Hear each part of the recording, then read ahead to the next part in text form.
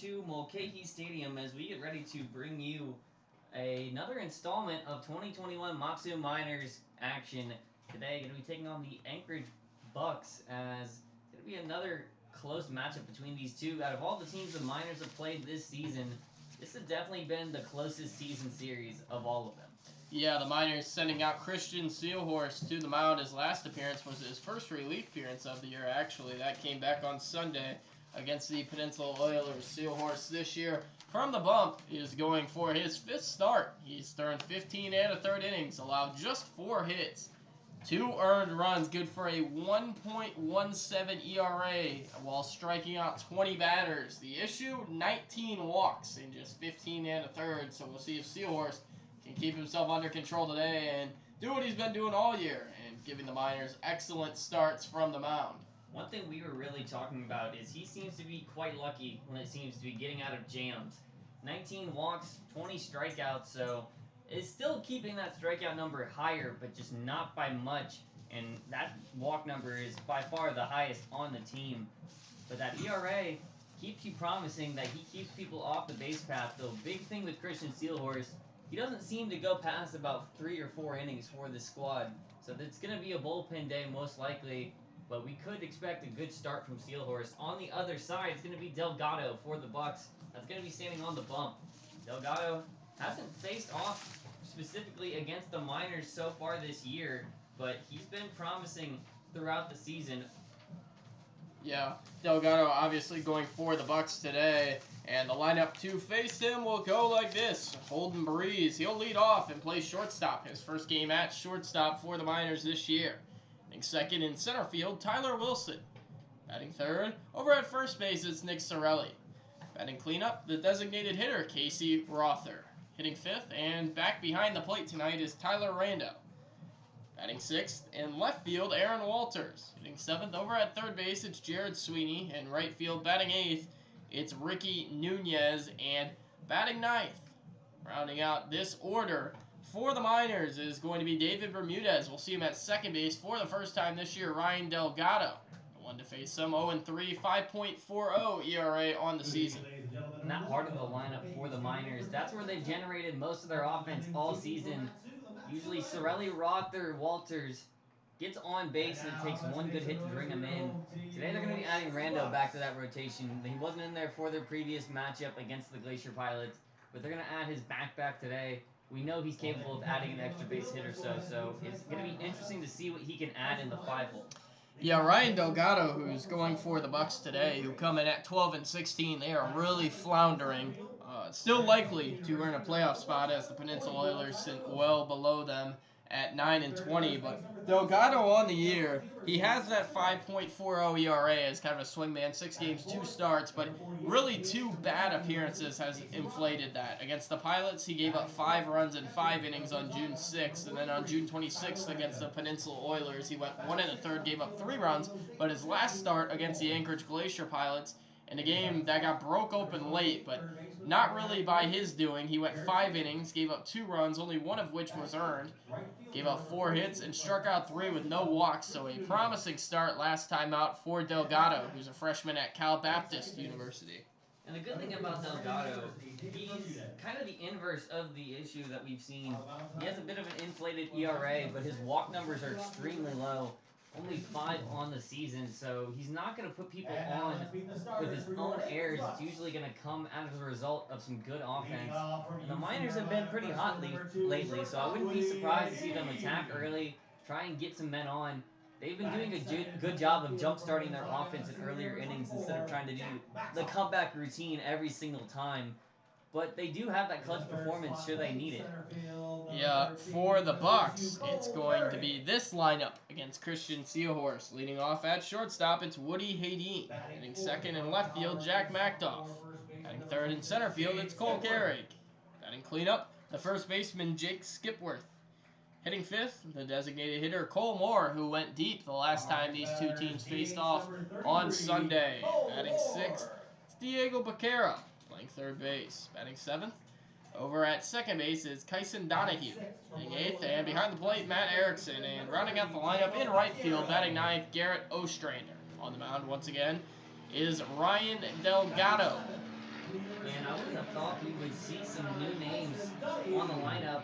Donahue's been with the Bucs all season. He's had 27 plate appearances, but he hasn't gotten much action against the Miners. And on the other side, obviously they haven't seen Holden Breeze, so two new faces for both of these franchises to see what they can add in a new matchup.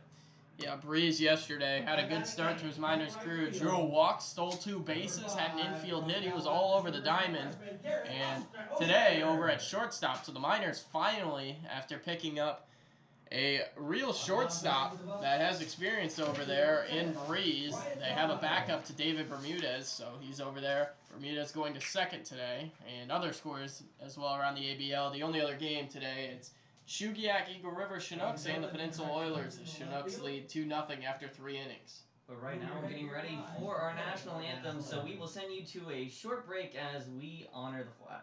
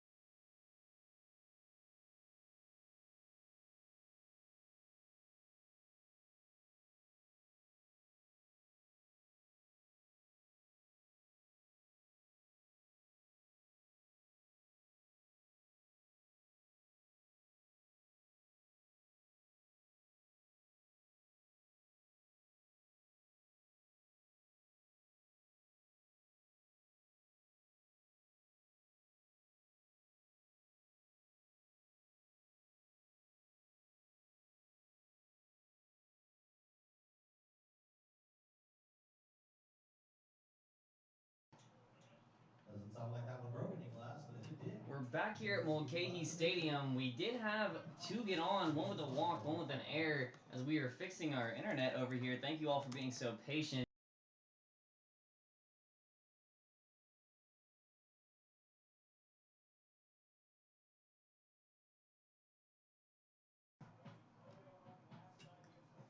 Nick Sorelli waits on another pitch, and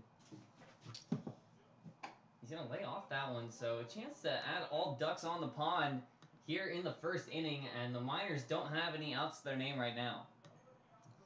Sorelli in. It was an error by the third baseman, Vaquero, which enabled Breeze to reach, and then Tyler Wilson took a walk. So Sorelli now, a great chance for an early lead as he lays off another pitch. Still here in the top of the first. No outs, 2 on for the Miners. Holden Breeze keeps getting on, and Tyler Wilson is on a hot streak, drawing a walk. Now at the plate, Nick Sorelli taking another pitch and another walk, so the walk master himself gets on base, and we got 3 on for Casey Rother. Nick Sorelli, all he does is take walks and hit home runs, it seems like, as he takes one there, and the bases are loaded with nobody out here in the first for the Miners. You have to think they can't waste this opportunity. No outs, 3 on, and Holden at third has some pretty good speed, so for him to not be able to come across would be 3 wasted at-bats. Rother, the first one to come to the plate now. Lays off low, and Delgado. I was talking earlier about how he had little walk numbers, but so far that hasn't been the case. 2 walks in the first inning, no outs. And behind 1-0 here to Casey Rother. Rother looking to do damage. Looking to do all the damage there, just able to get a piece of it. It's a nice day here at Mulcahy, mid-60s, so warm weather and not really overcasted for the first time in a while. Yeah, I'll take it. It's been a cold summer. By the end of this week, though, specifically Saturday, the next time the Miners are at home against the Anchorage Adult League All-Stars, it should be mid-70s and sunny. Rother takes another big swing, gets just a piece of it, so 1-2, and chance for Delgado's first out of the inning. He's been searching for it through the first 3 batters. Rother looking to find a way on. He doesn't strike out as much. He's a seldom strikeout guy, and he'll have to battle here, choking way up. Protect stance now, but not going to offer. 2-2. That's a stone-cold take by Casey Rother. Another thing that you're probably seeing on your stream that you aren't used to, Casey Rother's wearing batting gloves today. Yeah, I think that's the first time all season we've seen him wearing those. First time he's wore them. Maybe he'll add a... Maybe this is a different Casey Rother. He's also not really choking up on the bat with 2 strikes like he usually does. Is that even the same mullet? He's got a wig on. Does get into this one, sends it foul though, so no dice and no runs. Remains 2-2 rather. It almost looks weird seeing him in batting gloves now. Yeah, He's got that such old school style of no gloves or anything, and now he's changed in front of our very eyes. All year. Bucs defensively in the outfield are playing kind of in, surprisingly. Takes a swing, can't get any of it, so that's the first out and the first strikeout on Delgado's day. Casey Rother back to the dugout. That's a huge strikeout for Ryan Delgado, as now he's got a chance to maybe get out of the inning with a double play. Tyler Rando coming to the plate next. Not out of the woods just yet, Rando. When he puts the ball in play, it's usually a line drive laser shot, so not the easiest to pick up on, but we'll see if Delgado has anything to induce a ground ball. Bases loaded. Miners looking to come home, as Rando's trying to do it for him. First swing and first strike. 0-1 on Rando, who comes in swinging a hot bat lately. On the year for Tyler, he's up to 267 with a home run and 12 RBIs. Also has 5 hits as of recent, so a good batting average. If this one gets through, he's sending another one home as Tyler Wilson's got some wheels. He's heading home too. That's a 2 RBI single for Tyler Rando. Welcome back to the lineup. Yeah, he just does nothing but hit. Tyler Rando loves the left side of this field here at Mulcahy. He's already had a couple of RBI hits this year going that way. That time going right through. It's a base hit. So now, early lead for the Miners. That's not too often that this offense wakes up for a multi-run inning early, but wasting no time today and a chance to add on even more. Still only one away as Aaron Walters is the next to step up to the plate. Walters still in a good spot. It's 2 on and only 1 out. Walters seems to favor playing at this field over almost every other field. His power is just accentuated whenever he plays at Mulcahy. Right now, he's looking to bring home Sorelli, who's currently standing at second. But not going to take that. So Delgado got into this jam earlier with a bunch of walks and a chance to load them back up with another one here. Yeah, Delgado is in tough sledding right now, already 2-0, and a big chance for more. And that one's low, right between the wickets behind the plate, but able to locate it. Yeah, the Anchorage Bucs come in really slumping, to say the least. They've lost their last 4 games, and they're 2-8 in their last 10. They come in at 12-16 on the year. With the Oilers winning their last game, too, that gap, while slightly, is closing. Yeah, it really is. Just 3.5 games back for the Peninsula Oilers. And remember, they hold the season series tie. So if there were a tie in the ABL standings between the Oilers and the Bucs, the Oilers would get in. Aaron Walters, after taking his first strike, see if he has some retaliation. And his retaliation is saying, I'm going to take a free base, sir. I'm going to load them back up, and the Miners have more chances for more runs as Jared Sweeney gets ready to swing the bat. I mean, they can really bust it open right now with a hit. 2-0 already, and Miners have not scored more than 2 runs in the first inning this year, and they've got a really good chance right now with the bases loaded and none out. Over the last week, Sweeney with an on-base percentage near 300. He's not going to offer there, but it seems it's going to be a strike regardless.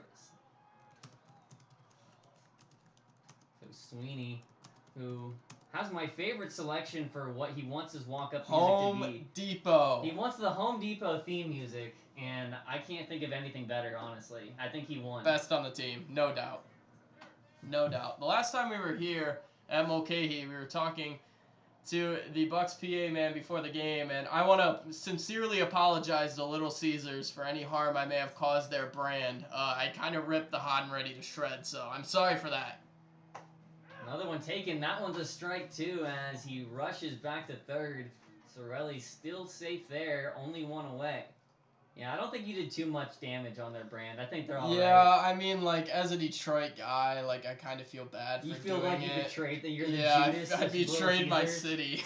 I'm not from actual Detroit, but nearby. Sweeney starts to swing, and He did they swing. say that's a strike, He didn't but- think it was strike. Oh yeah, that's only strike 2. but it is only Strike strike 2, so I had it confused. My bad. even count at 2-2. The Lehigh product looking to drive in some more runs, and this could be the Miners' highest scoring first inning if they keep the pace they're at. Big swing there, so there's your second out. Both of them have been strikeouts, and now we have 2 away. The base is loaded and 2 out. Up steps number 14, right fielder, Ricky Nunez. So now Ricky Nunez coming up to the dish. Miners got all the way to their 8th hole right now, and they still have this inning alive. 3 on. If you're Ricky Nunez, you're obviously going to want to add a few ribeyes to your plate. Not going to get it on that one. A nice breaking ball, though. So down low, strike 1. Ricky Nunez has been re-emerging into the lineup. 2 walks, 2 hits over the last week. He's been playing well, especially here in Anchorage. Good eye there. Nunez on the year is starting to really see more playing time, and why not? He's got the 4th highest average on the team right now at 281. He's really done a good job. Puts this one on the ground, and looks like it might have hit Ricky's foot, so not going to be a fair play ball as he's just going to walk that one off. That's got to be a stinger. Yeah, but it's good that he's not banged up. The Miners cannot afford to have anybody else hurt right now. Last night's game, our broadcast was down, but left-handed pitcher Nate Beimel was injured in the 5th inning and had to be removed. So that, I believe, is the 6th minor this year, 5th or 6th minor that has been hurt. And depending on how Beimel's status is, hopefully he's okay. We'll see if he can go again.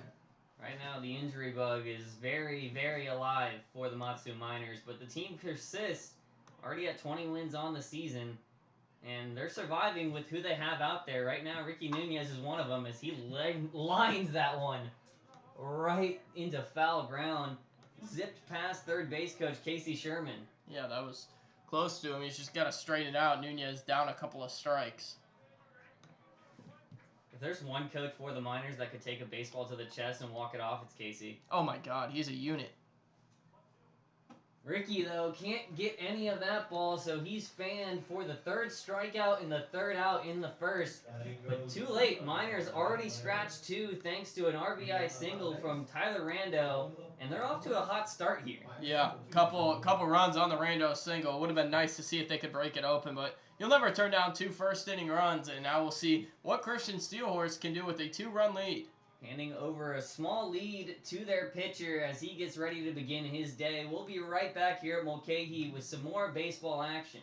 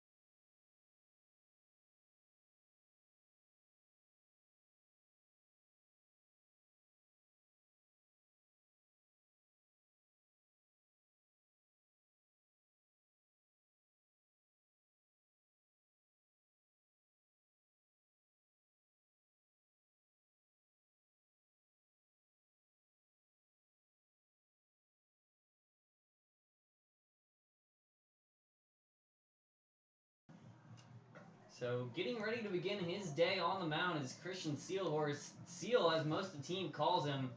And he's definitely one of the most liked players on the team, so not hard to rally behind a guy like that. Christian Steelhorse from Pennsylvania, located just outside Pittsburgh. He goes Slippery Rock. Yeah, a very well-liked guy in the clubhouse and easy guy to root for. And right now, why wouldn't you be rooting for him? He's got a 1.17 ERA. At the end of the day, regardless of what the walk numbers look like, he's only allowing 1.17 runs per 9 innings. That's hard to do, and there's a reason for it. The strikeouts piling up. He allows very few hits on the year. His first strike percentage sits at just 34%. It's one of the lowest minors, but I think a good way to determine Seahorse is effectively wild, and he is very effective at it.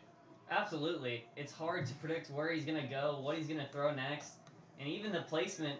Control, obviously, might be the backbreaker for Steelhorse in a lot of instances, but last outing he had, even though it was a single inning, 2 strikeouts to 1 walk, and he looked really, really controlled in that inning. So I'm excited to see what he can do here with about a week's rest. He's got an elite batting average against, just .82 for opposing batters on the year. Obviously, we said he's really limited hits, and only giving up 4 all year will do that.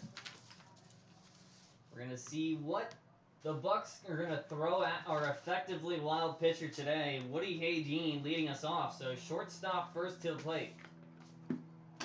Batting from the left side is Hayden. He takes ball 1 there. Hayden on the year for these Anchorage Bucs, hitting .281, no homers, 14 RBIs, and when we say no homers, it's persisting throughout this lineup. Just 6 homers all year.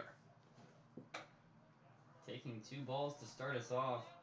Hayden's been effective, especially lately. 400 batting average in the last week. Anytime you play bat 400, even if it's for a series, I'd say you had a pretty good outing. Just 10 walks to 7 strikeouts as well for him. Steelhorse works his way back into the zone for strike 1, so the first one he's had called today. This Bucs team likes to steal bases too, and on the year for Woody Hayden, he's got 8 of them. Only caught stealing once, and the time he was caught stealing was against the Miners. As this one's popped up into left field, that's going to be an easy first out. Can of corn for Aaron Walters in left field. Well, yeah, Walters able to make that play. I was walking around the warning track this afternoon at Mulcahy, and I did not realize it's really just rocks out there. It's like a gravel patch. So anytime you're retreating out to that area, it's not exactly an easy catch anytime you're moving back there. Oh, not at all. That's why you'll see a lot of times seeing it one bounce off the wall. They're not going to dive into the gravel themselves. No reason to add that risk to already a risky play. Jack Mactoff, the left fielder, in next. Mactoff takes a strike right down Main Street. That's a beautiful pitch from Christian Steelhorse. Mactoff on the air slashing 280, 359, 354. Good for a 713 OPS. Steelhorse with another pitch here. This one sent right back up the chute. A dive, but Breeze can't get there. It's going to be a tough play for any shortstop, especially their first day here. Yeah, Breeze showing some athleticism. He can certainly move back up the middle. Almost got to that one, but with the way Mactoff runs, I don't think it would have mattered anyway, as Mactoff reaches first. So there's the first hit of the game for the Bucs and the 5th of the season against Christian Steelhorse. Cole Carrig, the center fielder, up next for the Bucs. Mactoff just 1 steal on the air. He's also been caught stealing once. He's an athletic guy, but it would be a slight surprise to see him take off here. As Carrig steps in. First pitch is a half swing. Did he go? I don't believe so. First base umpire saying no, it's 1-0. So now if you're Christian Steelhorse, you've seen he likes to at least tempt inside pitches. He might go back to that if he gets back to a put-away pitch. We saw Cole Carrig in the leadoff spot on Sunday against the Miners at Herman Brothers Field. Today, he's in the 3-hole. And this one sent right back towards us, so that's going to be the first foul for the first strike. As always, that foul ball brought to you by Speedy Glass. Miners, in their last game, they got some hits throughout their entire lineup, and so far it looks like they're doing more of the same. Obviously, Bynum will start off with 5 electric innings with strikeouts. Steelhorse hoping to do the same as he gets another strike there. Just beautiful pitches. His fastball starts outside looking like a ball and just works its way back in. Yeah, Steelhorse has got a really excellent fastball. It has some movement on it, moves east-west, and he can really get strikeouts and good pitches with that.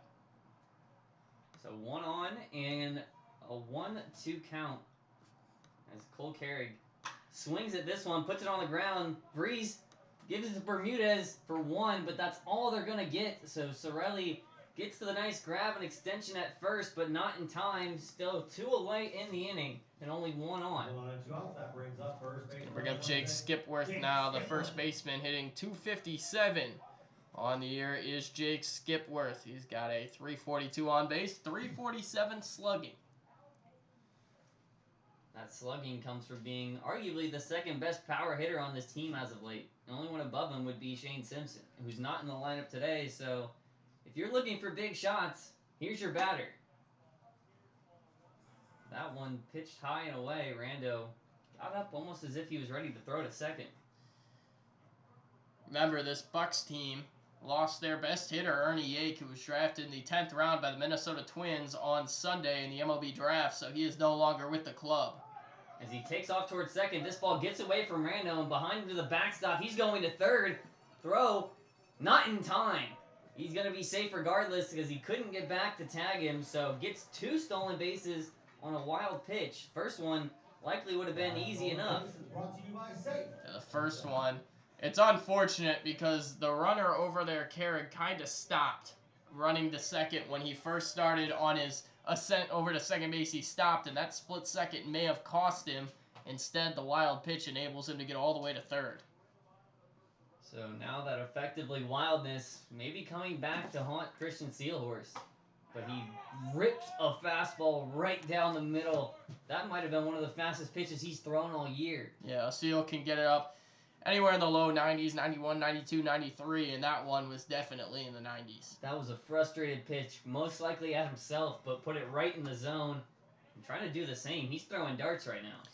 Skipworth on the year has been good for 11.3 runs created, which basically determines the value of your at-bats with a number of advanced analytics. So he's second on the club, Diego Baquero, who is hitting 6th today, just ahead of him at 13.3. Right now in the on-deck circle, Cole Moore, who hit that homer last time these two teams met. But right now it's going to be Jake Skipworth, who's working his way pretty well into this count. Last time these two teams met, Wyatt Tucker went 5 innings, gave up just 1 run, and picked up the win over these Anchorage Bucs. Also saw Nick Sorelli hit a mammoth homer.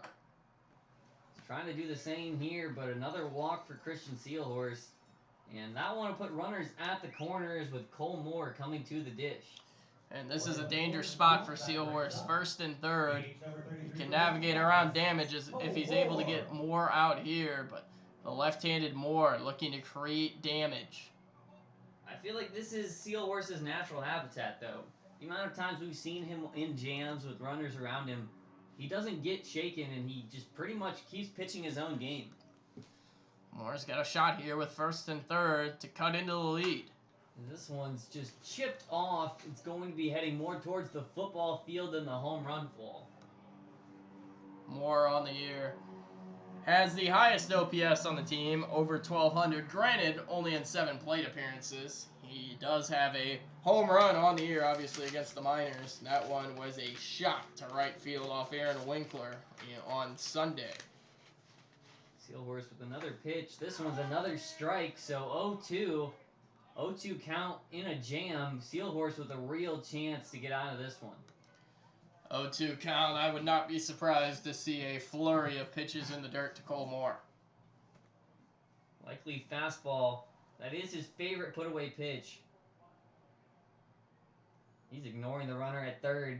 And he gives a beautiful pitch, gets in past him, but he's able to get just a piece of it. That is the biggest jam he might have gotten. Yeah, that was a foul tip, and Rando tried to stand up and squeeze it, but was unable to. The ball caroming over towards the Bucs dugout. The Bucs dugout today on the 3rd base side, the Miners on the 1st base. When they play the Pilots here at Mulcahy, the Miners are on the 3rd base side.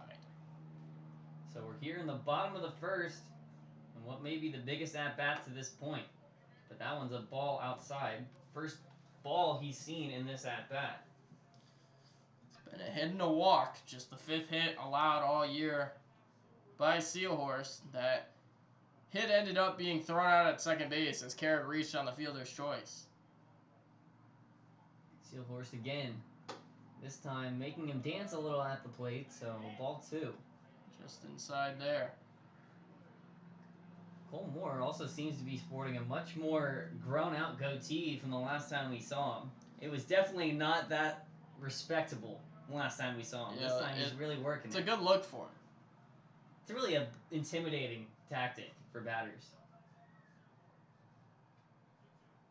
This one, strike 3. Christian Sealhorse rings him up looking and gets himself out of the jam. That's his signature move. Yeah, SEAL Team 6, backdoor slider, it looked like there. Able to throw that over the outside edge, and nothing Cole Moore could do with that. So Christian Sealhorse manages to hold on to that 2-0 lead through 1. Miners are going to get some more hacks at the plate when we come back. Be sure to stay tuned here at Mulcahy for some more Miner action.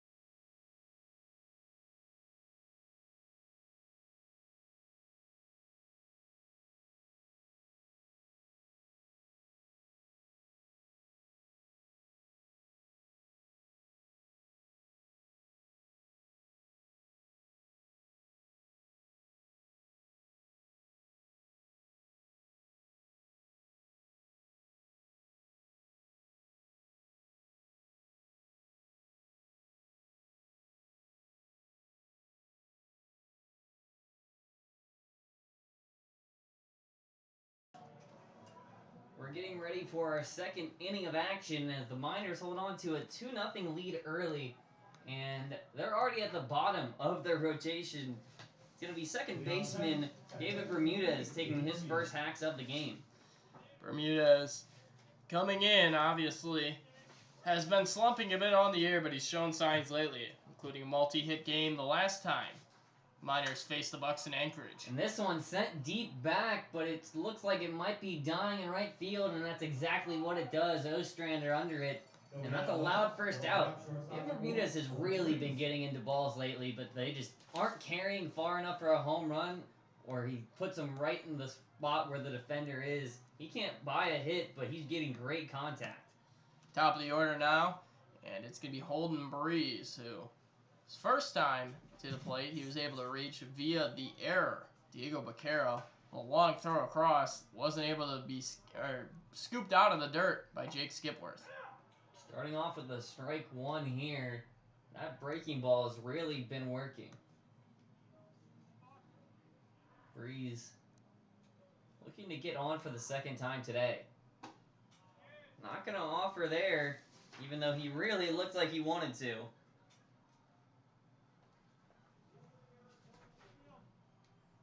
Breeze with none on. Puts another one down the line, but this one's going to go foul. You know that Baquero at third is much more anticipating that now. Breeze in. Standing in the on-deck circle is Tyler Wilson. Puts this one right back up the middle. That is a ripped shot right past the glove of Delgado. He didn't even have a split second to put his glove up. Yeah, that ball was smoked. Holden Breeze, how about that? Absolutely scalding that pitch into center field. That's when you get the perfect timing in MLB The Show. Now That's exactly what happened. It's potentially the hottest minor hitter at the plate. Tyler Wilson, 10 hits in his last 24 at-bats. He's also scored 4 runs in that time. Also got on with a walk to start us off here today. So his second plate appearance in only the second inning. Could be a big offensive day for the Miners. Wilson, seen that average way pick up. He's been a lot more valuable lately to this squad. His runs created has now passed 6. His numbers continue to improve by the day. He's just hitting everything hard. Switch hitter, really does it all.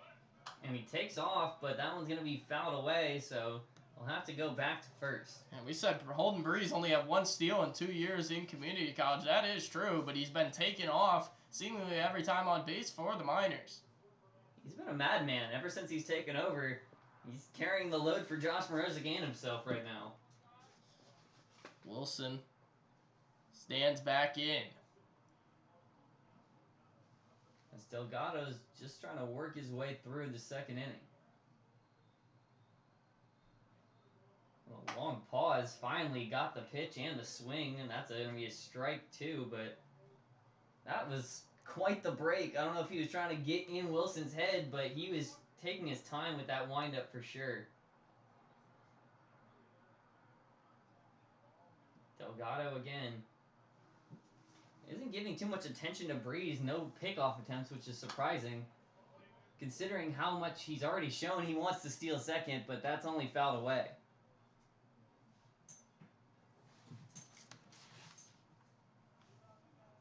Tyler Wilson still fighting at the plate. That seems to be what he does best. He's become one of the hardest outs in this lineup. So that one's high. He's going to throw, but it's a bit outside, and it was actually right to him, so that tag's good, and there's your second out. Yeah, Holden Breeze almost was able to Houdini around that tag, but a good slap down by Woody Hayden to tag him out at second base. Great concentration, honestly, by Hayden. He had to make a bit of an athletic play off the bag and managed to get that out, so Wilson now has nobody in front of him. Quicker delivery now without the man on, but this one's put into right field, and Ostrander's under that one as well, so there's your third out. Miners had some loud outs, but they did get put away quickly here in the top of the second. We're going to head into the bottom of the second to see if Christian Sealhorse is going to work his way through some more tough innings. He's got some more strikeouts in front of him, so be sure to stay tuned in order to see what comes next.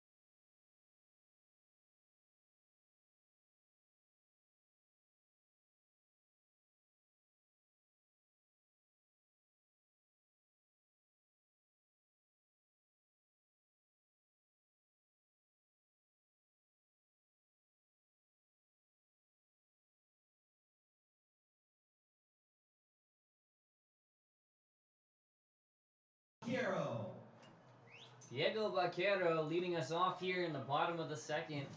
Christian Sealhorse worked his way through a scoreless first and now looking to do the same here in the second. Vaquero stands in, the leader in runs created on this team. That one's going to be another fastball. Sealhorse, he's really reeling back on that fastball today. His delivery seems a lot more explosive. Possibly just that extra rest time, only pitching a single inning in his last outing. He's got a lot of energy on the mound today. He gets a strike there with a breaking ball, so Sealhorse has his stuff working. It's not just his fastball that's a good put-away pitch today. Vaquero comes in the leader on this Anchorage Bucs squad in home runs. He's got a pair of them. Sealhorse tried to attack front door. Not going to be giving that one. They're really getting picky. Vaquero also batting .283. He's got 7 doubles and a triple, along with 6 walks. Sealhorse trying to avoid a third walk in the game. And that one is, not sure what the call is. That was a pretty lazy arm sign from the home plate umpire. So now, he's still alive in this count. Sealhorse gets a swing, so we're going to keep going. 3-2 now. Full count, and the first batter, Diego Vaquero, is looking to just draw a walk, hopefully, and get the offense going for the Bucs. Vaquero on the year has already drawn 6, but struck out 3 times as many times.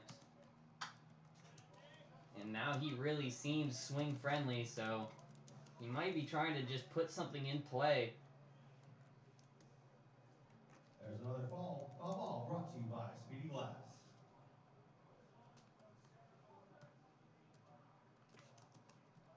Still the first batter in Christian Sealhorse trying to knock down that first barrier. Can't get that one though, just got away from him, and there's the first walk of the inning. So Vaquero picks up his 7th, Bat Boy picks up his bat, and Christian Sealhorse picks up a man on the bases. One, nobody out. That brings up second baseman number 9, Kyson Donahue. Kyson Donahue from University of Arizona next to the plate. Donahue, 5 hits, 27 at-bats. Miners have accounted for none of those, as they haven't seen him, so Sealhorse would be the first pitcher for the Miners to throw to Donahue.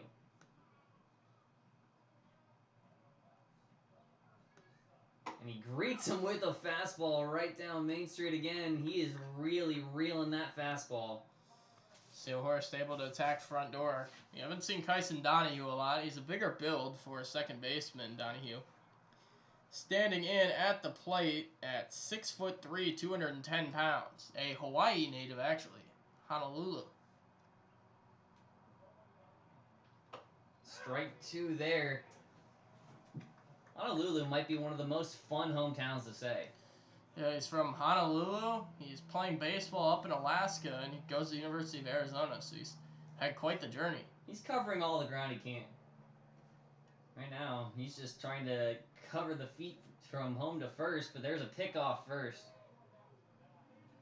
Sorelli, nice job to grab that one, and we still have an 0-2 count. Don't forget about the batter at the plate.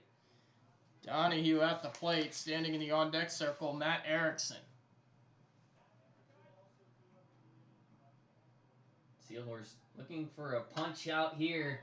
Gonna have to wait for another pitch should he want it.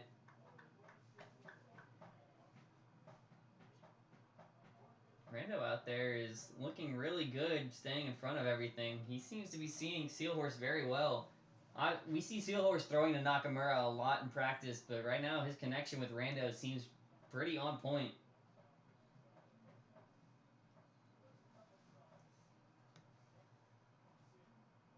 So Donahue looking to avoid becoming the first out here in the second. That one's way too high. Made Rando stand to his feet before he could grab it. Sealhorse really just needs to lock back into the zone. He's been getting ahead of hitters here, but hasn't been able to get that put away stuff.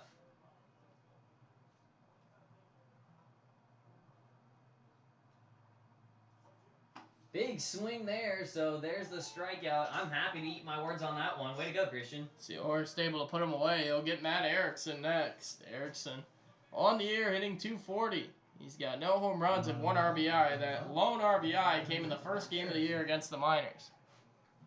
So here's the catcher for today's game. Behind him in the on-deck circles, Garrett Ostrander. You can remember, got 2 flyouts in the top of this inning. Another fastball. That one just whipped a little to the left. 1-0 on Erickson from Grinnell College. Catcher. Where's number 36? The Bucs in their home whites, the Miners in their alternate green. Sealhorse with another pitch. This one gets him dancing a little bit. Lost his footing on that swing, and he was putting everything into it. Way up high. Erickson tried to send that one to the moon, but he was way late on it.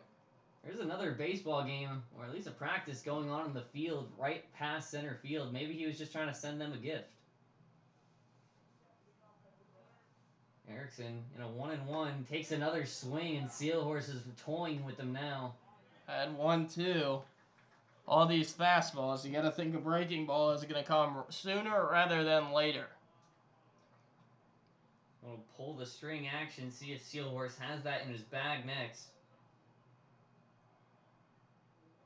But he's going to give us some suspense. Steps off, looks the runner back over. Sealhorse looking for another punch out here. He's been good at getting strikeouts to get out of innings. Right now, only the runner at first. That's a tough call, but it's going to be ball 2. Rando even framed it well.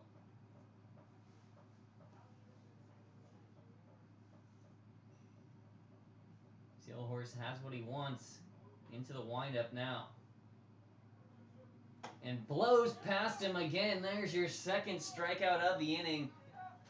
So Christian Sealhorse is reeling right now as another team in the ABL also seems to be reeling. Should this not be an input, it looks like the Oilers are dropping plenty of runs right now. It is 10-2, a 10-run fifth inning by the Peninsula Oilers. They scored a bunch of runs, and in that 10-run inning, John Olmsted knocked in 3 runs, Taylor Johnston knocked in 2, Garrett Pennington knocked in 1, so they scored 4 unearned runs, only 6 earned.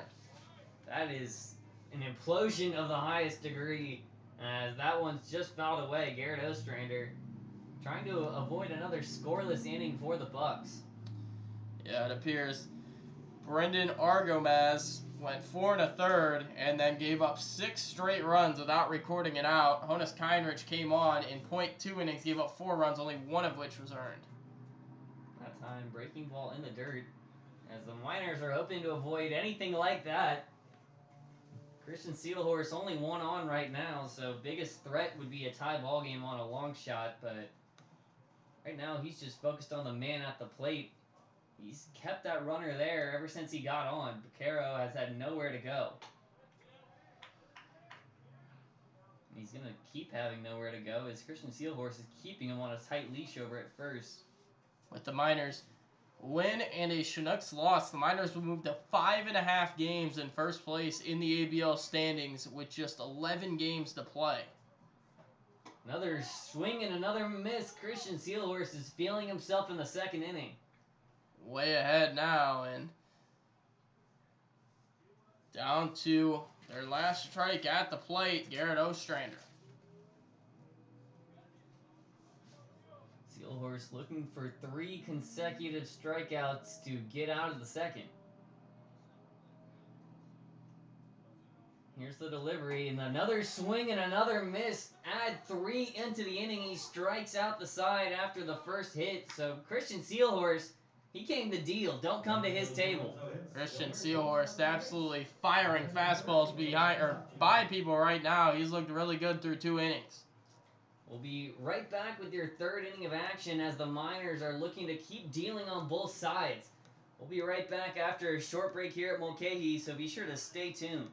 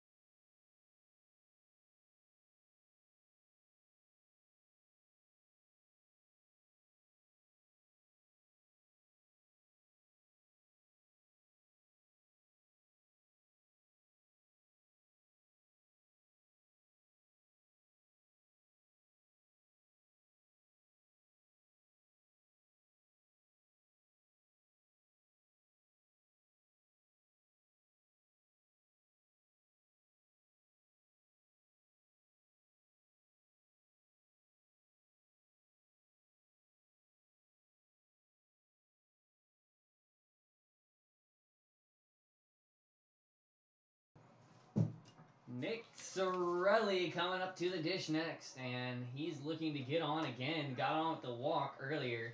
Seems to be his signature move recently. Yeah, Sorelli all over the base pass. He's made a small village on the air over there. 21 walks.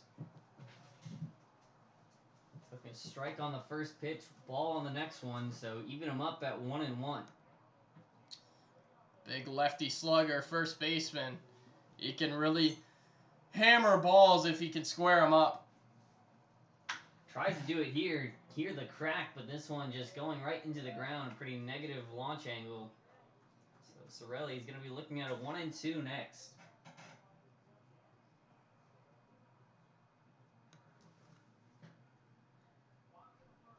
We're getting ready here as Sorelli lifts one right between them again, and now he has a hit and a walk.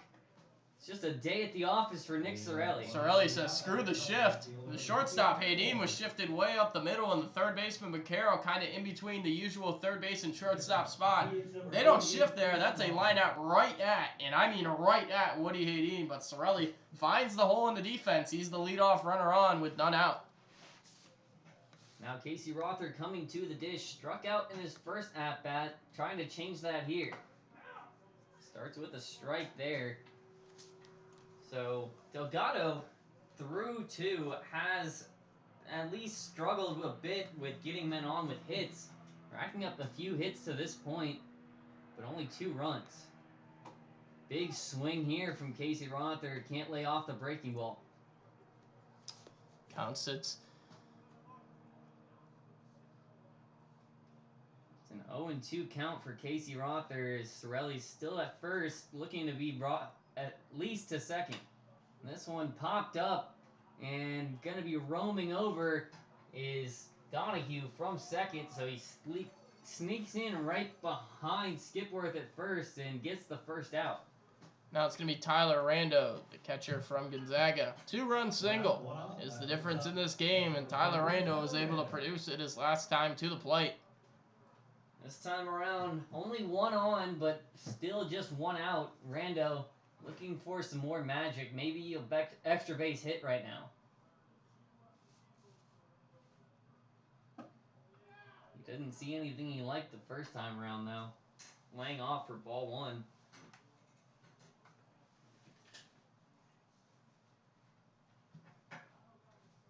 Delgado is pretty methodical in his delivery. He takes his time, even when it gets all over the hands of Tyler Rando. He picked up his hands. I don't know if he wouldn't have been hit there. Rando looking to recreate a bit of his last at-bat. 1 on, 1 out. Walters sits in the on-deck circle. Rando finally takes a strike there, so there's 2-1 to the catcher.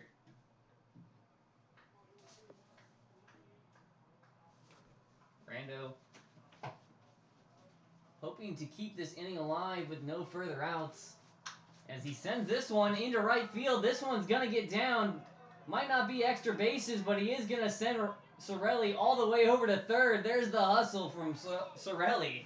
Yeah, big time hit. Tyler Rando, how about him lately? A couple of singles, that time just going with it. Sending it the opposite way. That's a fastball that he squares up. And the Miners first and third here with just 1 out. Aaron Walters has a prime opportunity.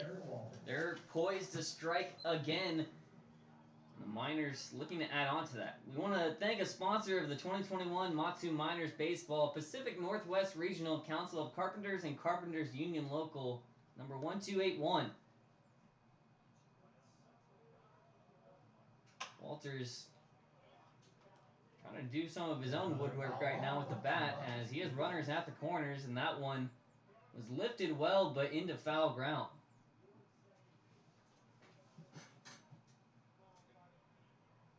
Walters might also have my favorite shoes from the Miners tonight, the nice blue and white.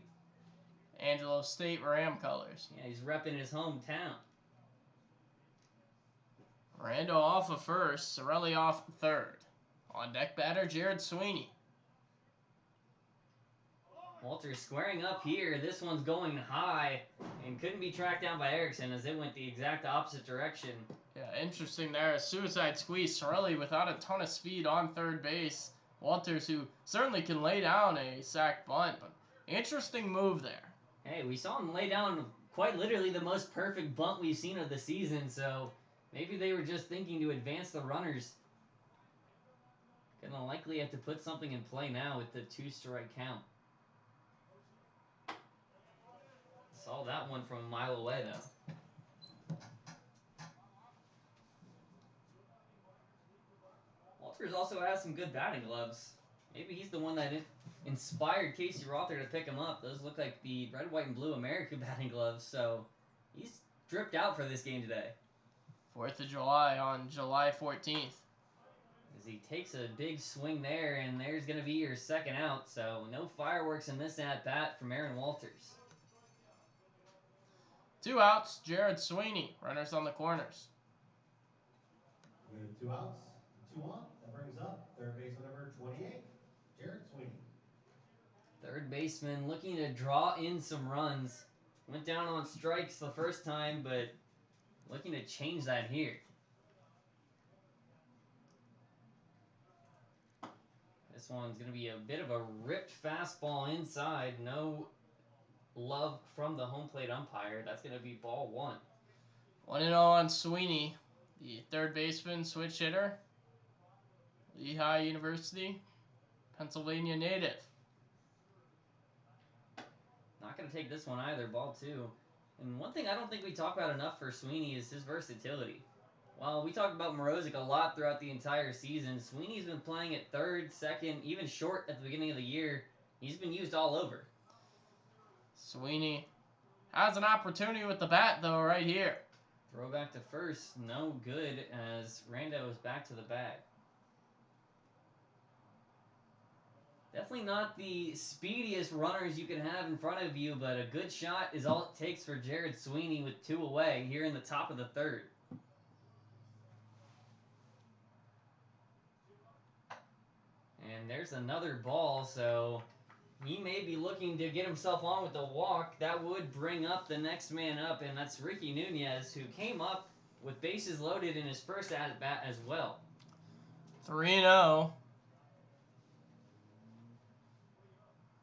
And there's the 4th, so Jared Sweeney picks up a walk.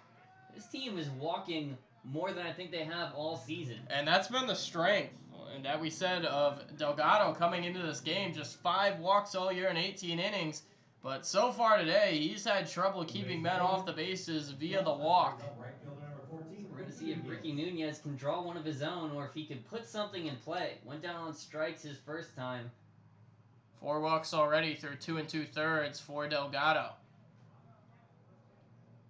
Ricky Nunez wastes no time. This one gets off his glove, and they're all going to be safe. So Ricky Nunez. How about that? That ball, both teams kind of got lucky there. The Bucs got lucky it didn't go straight back up the middle, because I was probably scoring 2 runs if it got into center field. The Miners got lucky that the ball hit straight off Delgado's glove, and instead of maybe just falling to the side of the mound, it rolled off the back of the mound, and with the turf, it had enough room to roll, so there was no play. I think the person luckiest right now, probably Delgado. He's Yeah. already had one rip past his head with Breeze. That one put right in his mitt. He's definitely going to be on his toes now.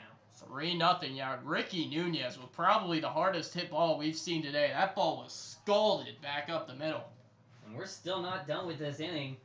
David Bermudez has some power. We saw him get good contact earlier and just a fly out. If he could put something into the field, we're going to see multiple come across. As Sweeney has to hesitate, but there's the short out at second. Nunez doesn't have the wheels to get there in time. There's your 3rd out. Miners score again, though.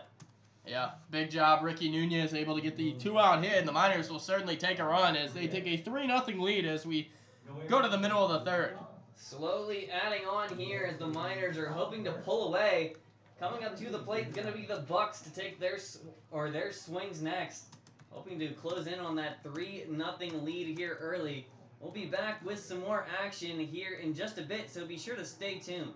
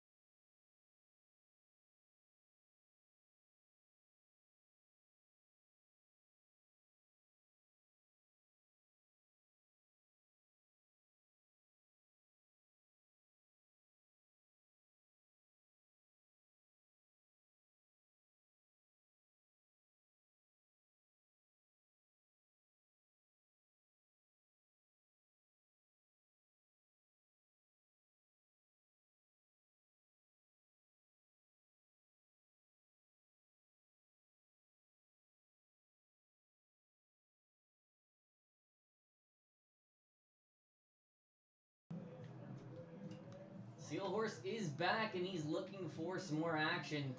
3 consecutive Ks to end the second inning, and looking to carry into the third here.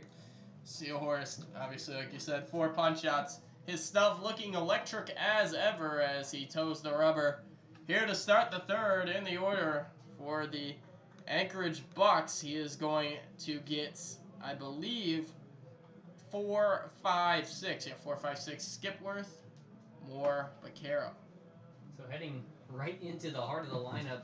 Not going to get any easier, but Christian Sealhorse is also looking to get his longest start. I apologize, Haydeen. Shortstop number 2, Macked off. Woody. So we are back to the top. Haydeen, Macked off Carrick. Had the innings a little bit mixed up, but Woody Haydeen's first trip to the plate yielded an 0 for 1. You think his parents were big fans of Toy Story? You know, I think we had this conversation last time. I would assume so, maybe. Well, another thing, that's not his Woody real Harrelson, name. It's or Ryan Haydeen, actually. He goes maybe by he's Woody just a big fan of Toy Story. Yeah, maybe he loves it. Honestly, I don't blame him. Check the bottom of his cleat. See if it says Andy. Maybe. That one's going to be a ball high for the first pitch, so Sealhorse looking to take down the shortstop once again. It appears that 10-run inning for the Oilers was not a maybe mistype or anything. They are actually up 10-0, as in that inning they sent 1, 2, 3, 4, 5, 6, 7, 8, 9, 10, 11, 12, 13, 14, 15 batters to the plate. That's a mercy rule in itself. Unbelievable inning for Peninsula. As this one's put on the ground, not going to stay fair. So 1 and 2 to Woody Haydeen. And honestly, at this point, I almost feel like the Oilers deserve it. For all of their offensive struggles this year. Remember their first trip up, their first 8 games of the ABL season, all on the road. They only scored 14 combined runs over 8 games. So they scored 10 in 1 inning. They nearly equaled that entire total. Miners looking to continue their stranglehold on this game. A 3-run lead here early, but can't get the strikeout he wanted there. Sealhorse looking to make it 4 straight.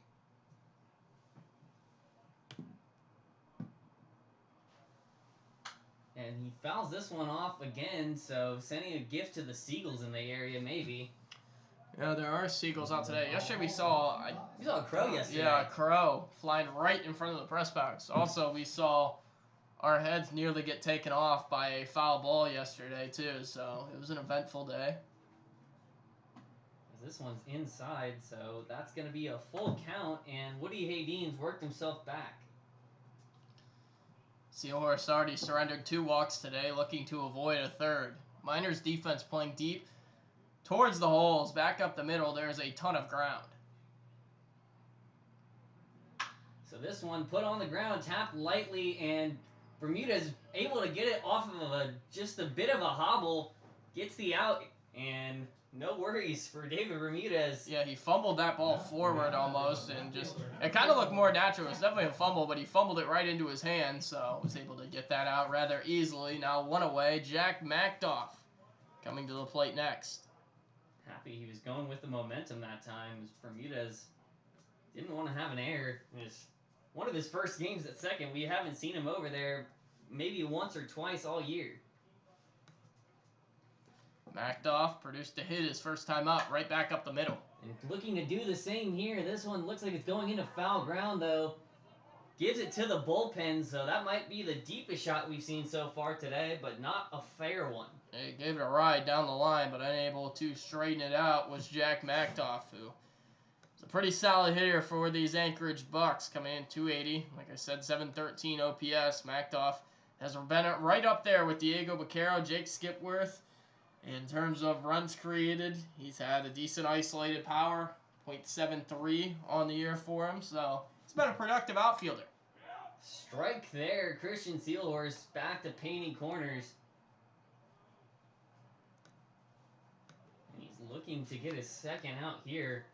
Christian Sealhorse is actually keeping his pitch count fairly low as well. Another pitch here, that one close but too low. So that's going to be a ball. Yeah, he just missed there. That one was a little low. Rando tried to frame it, but to no avail. Mactoff maybe trying to work what could be his 8th walk of the year, but he's getting aggressive. Foul ball there. These Bucks came into today batting .233 as the team on the year. They're OPSing .646. Like we said, they don't have a lot of home runs, obviously. They're lowest in the league with 6, but they do have a fair amount of doubles. They actually lead the ABL in doubles, so more gap to gap than over the fence. Mactoff in what could be the payoff pitch, too high though and too far outside. Yeah, the Bucks lead the league in hits. They lead the league in doubles. They lead the league in runs. They also lead the league in at bats, granted, but how do they compare in terms of walks? They are top in walks, 126. It's just been a struggle for them. Same thing with the Pilots. They have just not been very good in 1-run, 2-run games. This one popped up and right to the center fielder. Wilson didn't even have to take more than 2 steps to get to that one. Yeah, the Bucks have had problems this year. Obviously, they've only won 2 out of their last 10, so it's been a struggle. And in their last number of games, they lost the Pilots on Friday the 9th, 4-1. They lost 3-2 on Saturday the 10th to us, the Miners, and then they lost on Sunday to the Miners 4-2. So it's just the same theme. It's a lot of close games that they just cannot find a way to win right now. Miners on the other side of that, pulling out a lot of close wins. 2-run games are their bread and butter. Yeah, this is... And a lot of that obviously can be attributed to the bullpens, and I think the Miners have far and away the best bullpen, so it really helps when you have guys like Alex Majors, Nate Beimel, Aaron Winkler. Don't want to forget anybody out of that pen coming out, but they have so many here arms. For 5 minutes and list them all. They have so many arms coming out of that pen. Yeah, Evan Floyd has been really good. Evan Wolf leads the team in appearances. He's been really good, so, I mean, they've got certainly a surplus of arms down the pen.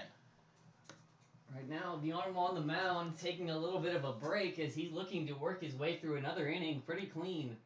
Cole Carrick at the plate is the only man standing between him and the third out. In the on-deck circle is Jake Skipworth. This one too low. Hasn't gotten another walk in this inning yet. Working a clean third so far. Cole Carrick hails from Turlock, California.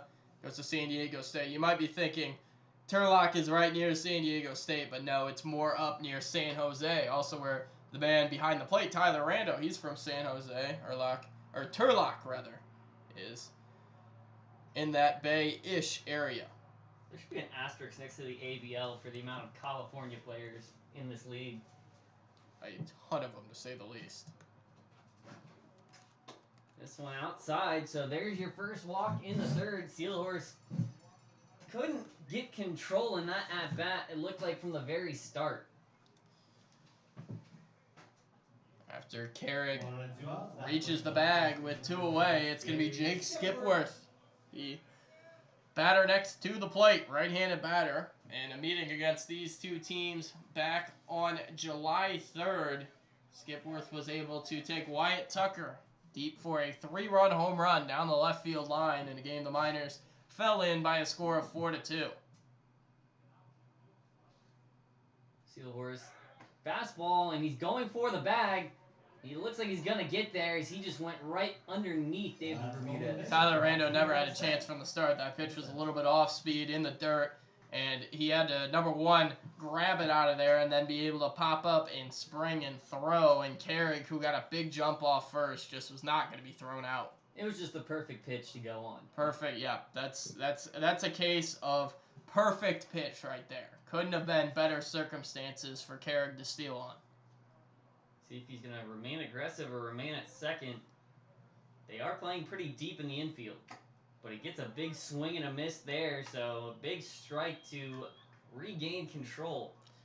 Jake Skipworth from Eastvale, California, goes to the University of California, Berkeley. So a Pac-12 guy on the year, home run, 14 RBIs. That's what I'm saying about California. They're everywhere. Especially on this Bucs roster. They have a lot of California. Can't get the third strike there. This Christian Seahorse has to readjust his hat. He did say before the game that his secret to success is the hair, so I'm not surprised.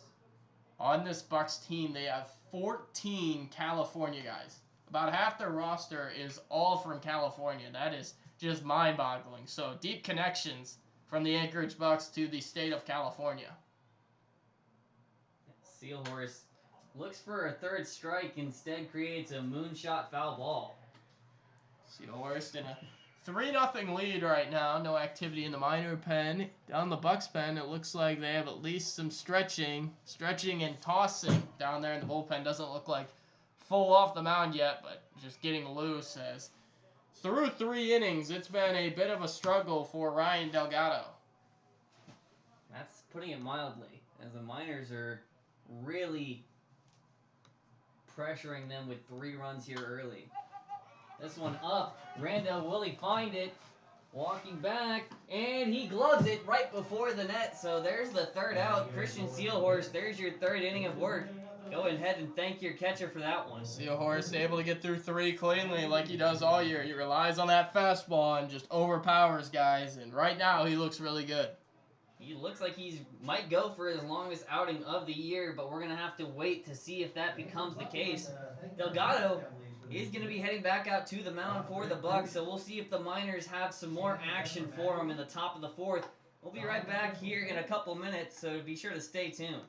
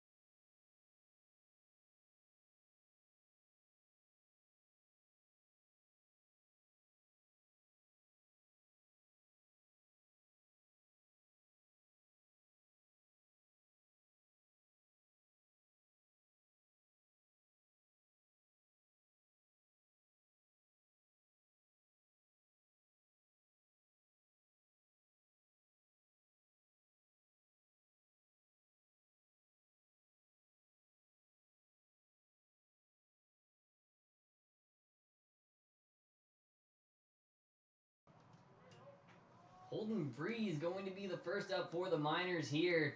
Ripped a shot right past Delgado's ears last time he was up to the plate. So we'll see if he has any bad blood after that one.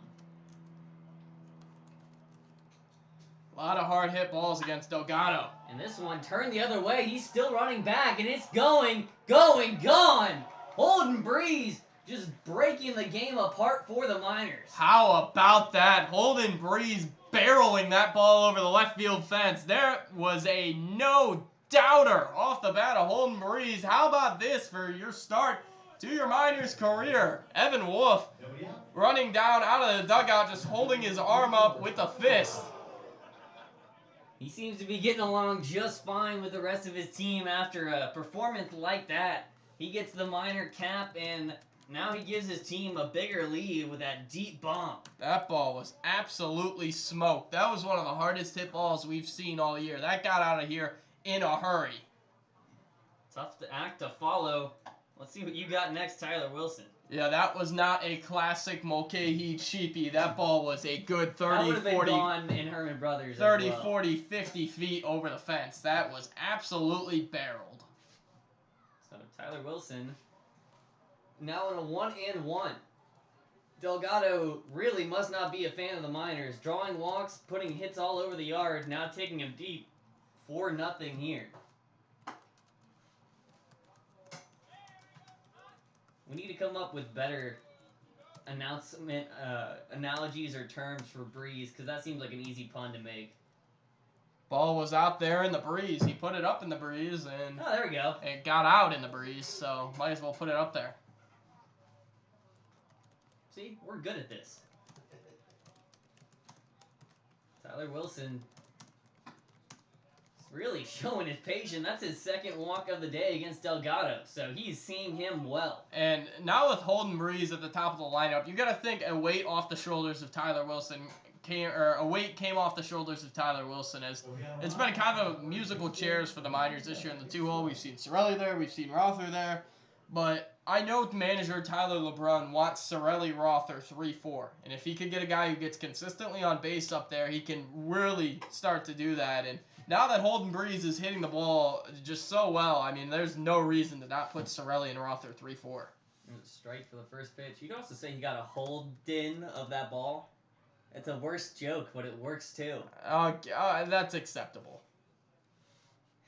Sorelli taking a ball here, this one outside, and Delgado seems like he's really favoring the outside of the zone, but he's not really on his A game right now. He's putting stuff outside into the opposite batter's box. Miners scored 2 in the first, 1 in the third, 1 in the fourth, with a chance for more. As that one was a close pickoff attempt, but Tyler Wilson able to slide back in. Plenty of action here as this game is taking its time going all the way through its course. It appears, for those following on the ABL website, that the updated score sheet is out, so the Bucs have gotten that wrapped up. So if you want to go follow on the ABL website, just click on our game, and obviously it's 4-0 top 4, so just click that, and then you can follow with kind of a visual of the lineup, how the players have been doing, and stuff of that sort. Sorelli doing well himself as he's well ahead here. Miners, I don't want to speak too soon, but they can hold on today. This will be their 21st win of the year, and this will be their 16th win in their last 19 games. They have been on fire. That one's a strike, so no preference for the rally, as this is going to be a full count to Nick Sorelli. Runner over at first. Wilson has good speed. You could see him take off here to stay on the double play. He's just going to get a piece of it, but that's all he's going to need to stay alive, as we're going to run this one back. Sorelli, the man at the plate, and if he can reach, then you're looking at a real opportunity to bust this game wide open. Right now, Sorelli with a chance to walk, strike out, or get on, and there's the strikeout. Is it going to be another one? No, Tyler Wilson's got the wheels. Yeah, Wilson has great speed as he's able to swipe that bag. Wilson taking off there, obviously, able to get in there safely, so Sorelli doesn't get a productive out, but the Miners move the runner up into scoring position regardless. That could have been a strike him out, throw him out situation, but Wilson, he seems more confident in general the way he's playing, the way he's running. He's just looking like a better player. Wilson now up to 2 for 4 on the year in steals, so he's evened it up. 2 steals, 2 caught stealing. Casey Rother, who's 0 for 2 now, has an opportunity. That one's strike low. Not often we see a game without Casey Rother at least recording 1 hit, but we are early here. Only in the 4th inning, Miners hold on to a 4-0 lead. This one crushed down right into the ground. We want to thank a sponsor of the 2021 Matsu Miners Summer Clinic. Clinic going on right now, actually, until the 16th. The Alaska USA Federal Credit Union makes it possible. Rother stands in, trying to bring in Wilson. And there's another swing and another miss. Casey Rother not having the day he would like at the plate, but his teammates are picking him up right now. 2 outs. Tyler Rando, who has not been put out yet, he's got a single, a 2-run single at that into left field, and then last time up went the opposite way down the right field line for a base hit, which got Nick Sorelli to third base. Also enabled him to score on a Ricky Nunez RBI single. Rando's got some loud outs right now, as he's not making it easy for the other team. 2 in play already, looking for a 3-hit game. And this one sent back towards us, so not going into play this time. Standing on deck, if Rando were to reach, would be Aaron Walters.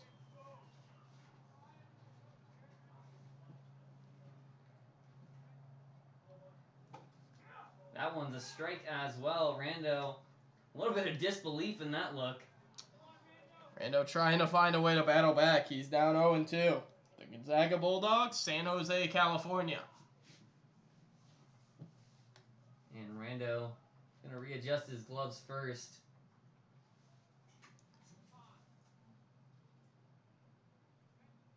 Delgado's taking his time to look at Wilson first, but that one's going to be high. Now we see Joe Williams, and it appears Kevin Nakamura walking down to the bullpen, so maybe this is a bit of a tipping point. Maybe Williams starts throwing. Haven't seen him too much this year. He's been banged up with injury, but maybe we see him sooner rather than later. This one's inside as well, so Rando laying off now, working his way back slowly. Rando in the last week had an OBP of 500 even, so half the time he's getting on the base, and that's exactly what he's doing here today. He's delivering with an efficient rate, and between Wilson and Rando, Delgado just doesn't seem comfortable on the mound right now. Yeah, Delgado has not been trending in the right direction, and to be completely honest with you, I am moderately surprised he has lasted this long. They do still have their arms in the bullpen. Look like they're done warming up. This one gets away from him. Wilson going to third. Get another steal today as that one's safe. Tyler Wilson taking off there. He's got a ton of speed. And Evan Wolf's the hype guy over there. He's fired up as anyone coming out of the dugout, standing up, emphatically clapping his hands. Something about those Kent State guys on the roster, him and Sam Thompson. They're the Flashes. They electric. rally. They're electric. See, I'm a Bowling Green guy, so Kent State usually beats up on Bowling Green in baseball.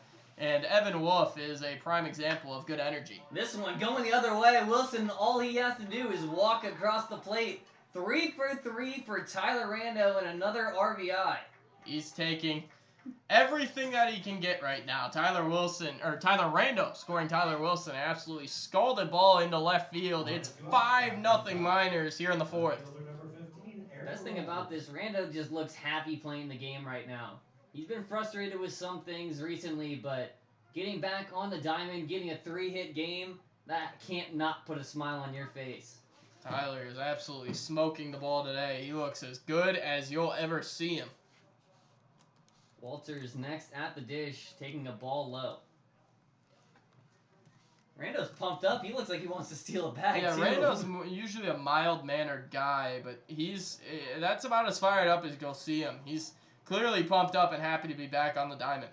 You see a Wally stop him in his tracks there as he's going to rip this one to right side. This one is gloved by Donahue, and that's going to be the third out, but Tyler Rando strikes again. He's making his mark felt on this game. Tyler Rando able to get that RBI single. The Miners strike for 2 here in the fourth. Holden Breeze home run. Tyler Rando RBI single. 5-0 Miners. As we get ready to head into the next inning, we'll see if we have more of the same from the Miners when we come back, or if there's going to be a sign of life from the Bucs. Be sure to stay tuned here at Mulcahy Stadium to see what comes next.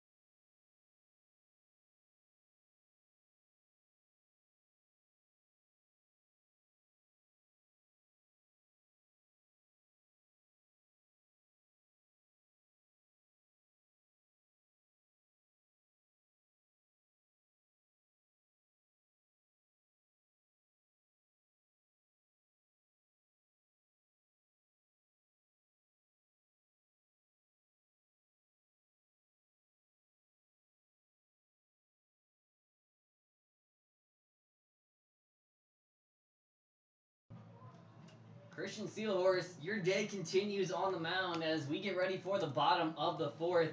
Seal still out there, and he's getting ready to run through this lineup again. Cole Moore, the designated hitter, is going to be the first up to the dish. Behind him is Diego Vaquero and Kyson Donahue. Seahorse back out there as remains to be seen whether Miners will warm anybody up. Joe Williams still down there moving around, but hasn't taken off the jacket or started to throw yet. Seahorse's pitch count is kind of mid-mannered right now, so we'll see if he can continue his success here in the fourth. You know something that I didn't have an appreciation for before being on this team? What's is that? hacky sack. Oh my gosh, this team plays so much hacky sack. We played hacky sack in Kenai, and I can say, without a doubt, I am one of the worst hacky sack players of all time, and Sean can attest to that. We both weren't I the have best. zero hand-eye coordination But when it comes to that. I at least played soccer for a while. That helped out. But these pitchers, they Yeah, had some no good soccer. hand-eye coordination. No soccer for me. Now Cole Moore at the plate again with his goatee. Didn't bring him powers Nice last goatee. time. It's obviously it's a black goatee, so it fits right in with his batting helmet. Yeah, it does. Kind of looks sick, honestly. Seahorse starting off with some more off speed, but that one's gonna be high. It is pretty windy over in left field. You can see the American flag and the Alaskan flag really blowing pretty steadily. It still wouldn't have mattered on that home run by Holden Breeze. No question. Just in case you were wondering, that ball was smoked. Seahorse almost worked his way back in, almost as close as you can be without getting the call. Seahorse from Slippery Rock University, Pennsylvania. Right now in a 2-0 count, Seahorse looking for his first strike and gets it there. There's that fastball. He doesn't reach back on all of his other pitches as much as his fastball. You can really tell when he reels it back and gets that full arm extension. Seahorse, right-hander. I mean, when his fastball's good, it's really good. He's got that kind of almost, I don't want to say wild, but it's like kind of just like a lot of moving parts on his delivery. And when that fastball comes out, it's kind of hard to judge where it is. Exactly. Even his pitches, too. He has movement on all his pitches, a significant amount. That's usually what can go against him. If a hitter's going to lay off, you might shoot yourself in the foot. But Seahorse has worked his way through 3 innings well, looking to make it 4. 3-1 count to Cole Moore. Not going to get a strike there. No favors from Blue, and there's another walk, his 4th of the game.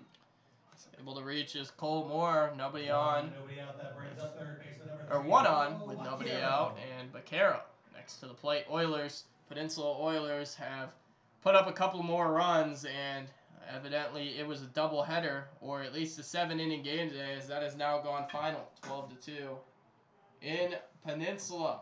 Oilers winners. Up to the plate next, third baseman Diego Vaquero. Looking to advance his runner and get his team on the board for the first time. Seahorse looking for the exact opposite outcome as he rips a fastball right by him.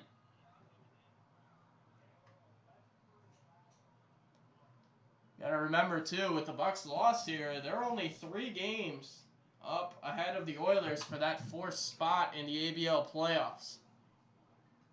It's going to be a tight race down the stretch for sure. Miners looking to expand their lead, but nothing is granted and nothing is guaranteed. Actually, rather 2.5 games up would be the Anchorage Bucs. They went down to Kenai and dropped 3 of 5 against the Oilers in kind of a surprise series back in June. Miners getting another big swing there. Christian Seahorse said, "Let me introduce you to myself, Diego Vaquero," as that's going to be another strikeout. Seahorse gets as many swings and misses on any type of pitch, but specifically the fastball, as anybody in the ABL. His fastball just burning in there, able to get Vaquero on strikes, and now 1 out. His release point's pretty similar for his fastball and his breaking ball, so hard to react after seeing it explode out of his hand. A lot of moving pieces, like we said, to his delivery, and it really helps when you do that because the batters are going to be almost distracted by it. That one whipped in there for a ball, so Seahorse looking to work through 4 innings today. Could be the first time he's done so with the Miners. And 4 innings, 4 shutout innings would be a great outing for Christian Seahorse. Interesting Miners defensive alignment here in the outfield. Even with the left-hander Donahue up, Ricky Nunez is kind of shaded over towards right center, and then the center fielder Wilson is shaded towards left center a little bit. Playing the opposite way. This one Going outside again. With Christian pitching on the outside of the zone, that might be part of what's inspiring that shift because he's giving him almost all pitches on the outside. If he gets a hold of it, opposite field's more than likely where it's ending up. This one is given to him on the inside, so there's 3 balls, and Kyson Donahue is looking at a potential walk. But Tyler Rando out to the mound now to talk to Seahorse, and this is probably just to calm him down a little bit. He's got plenty of opportunity.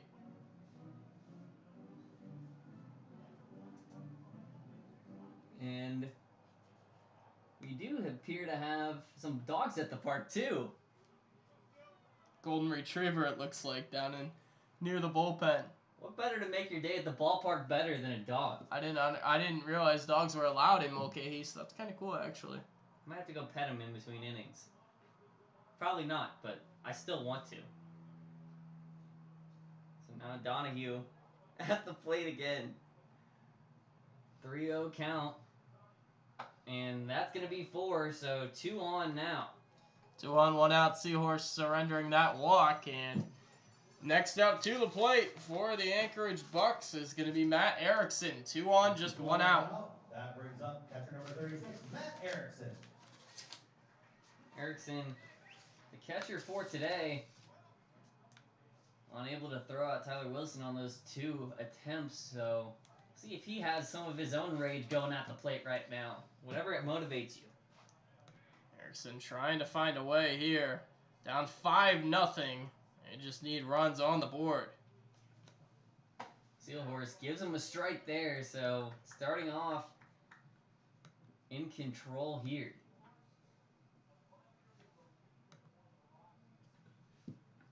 Christian Steelhorse might have delivered one of my favorite lines when he gets pumped up as well as "Let's Rock Baby" from Slippery Rock. And he's feeling himself right now. Gunning that fastball by Matt Erickson, and Erickson now down the count. Interestingly enough, on this Anchorage Bucs squad, they have 3 players hailing from the state of Hawaii. Kyson Donahue from Honolulu, and then Matt Erickson, along with Kalina Sauer, both from Milani? I think it's Milani, Hawaii. This one lifted, but it's going foul, so we'll do it again. Apologize if I mispronounced that to anybody who's from If there's that anyone from area. Hawaii listening to our stream, please tell us. Yeah, please let us know. Honestly, that'd be really cool. Milani, Hawaii. Gotta figure out what island that's on, actually. That is... Oh, on the same island as Honolulu. So, they have that. It's kind of right smack in the middle, actually. So Seahorse gonna step off here. Home crowd letting him hear it. Almost like they wanted a balk, but hasn't started his movement yet. Still a 2-strike count to Matt Erickson. And Seahorse is looking for another strikeout here.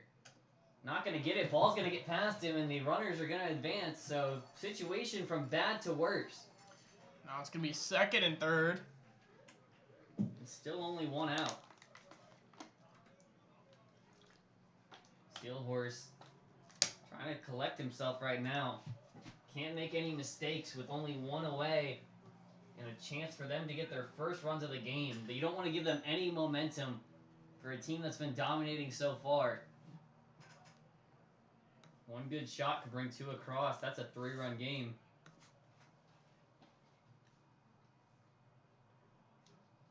And he gets a good shot. That one's going deep. It's going right to center field, longest part of the yard, put away.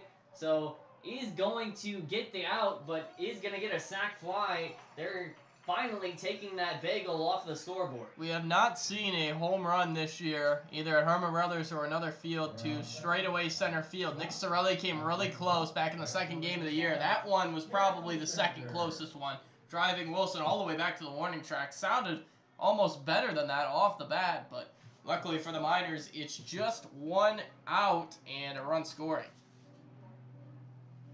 So now, 5-1 game, and they're going to have a meeting. So Seahorse is in his position.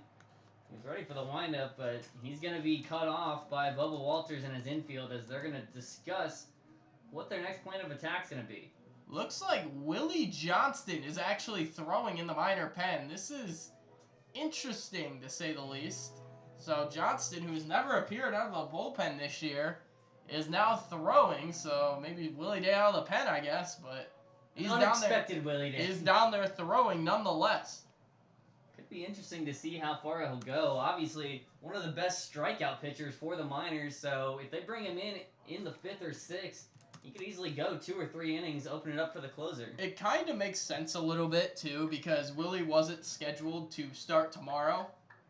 And then, obviously, an off day Friday, and then a game against the Anchorage Adult League, which is a non-league game on Saturday. So that's kind of going to be just everybody gets in, everybody plays. So maybe Tyler LeBrun thinking, hey, I'll get Willie some bullpen innings today and then start him potentially on Monday because they have an off day on Sunday as well. Got to plan ahead. You have to make sure your arms stay warmed up. So it does make a little sense that he would make this move because Willie isn't scheduled to pitch until Monday.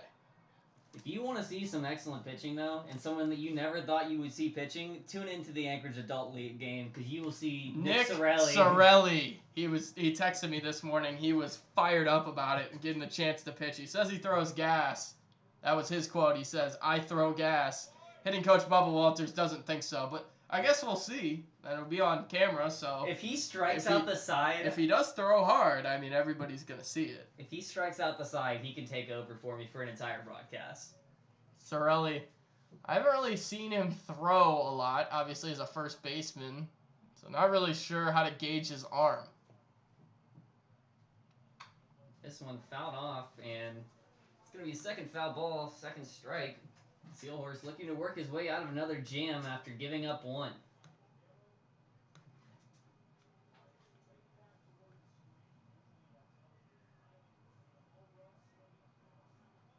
So Sealhorse with a man in scoring position is looking to put away Garrett Ostrander for the second time today. Ostrander's going to lift one into left field as well. It's going to fall into foul ground, but it's also going to fall into the mitt of the Miners left fielder. That's going to be an easy out for Aaron Walters. So the Miners only give up one run. It was a loud out to center field that brought in a run on a sac fly, but Seahorse does a good job limiting to just one run. So if it is Willie Johnston on in the 5th, it'll be 4 innings of one-run baseball for Christian Seahorse. And the Miners aren't done themselves, coming back up to the plate to start off the top of the 5th. Make sure you don't miss it here on our stream, so stay tuned.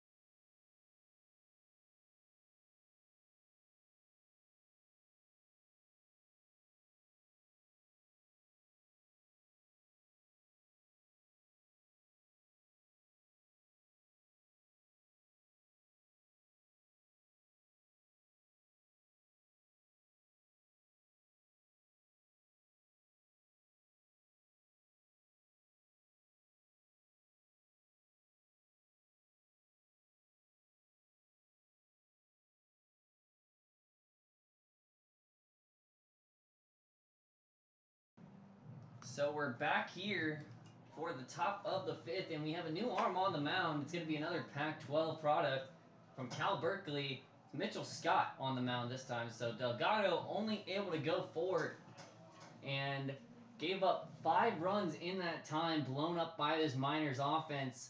Jared Sweeney's going to be the first one to come to the plate To the plate, third baseman number Taking his 28, hacks from the Jared left-handed Sweeney. batter's box this time. And Sweeney looking to keep this Miners offense rolling as they've been effective in almost every single inning so far.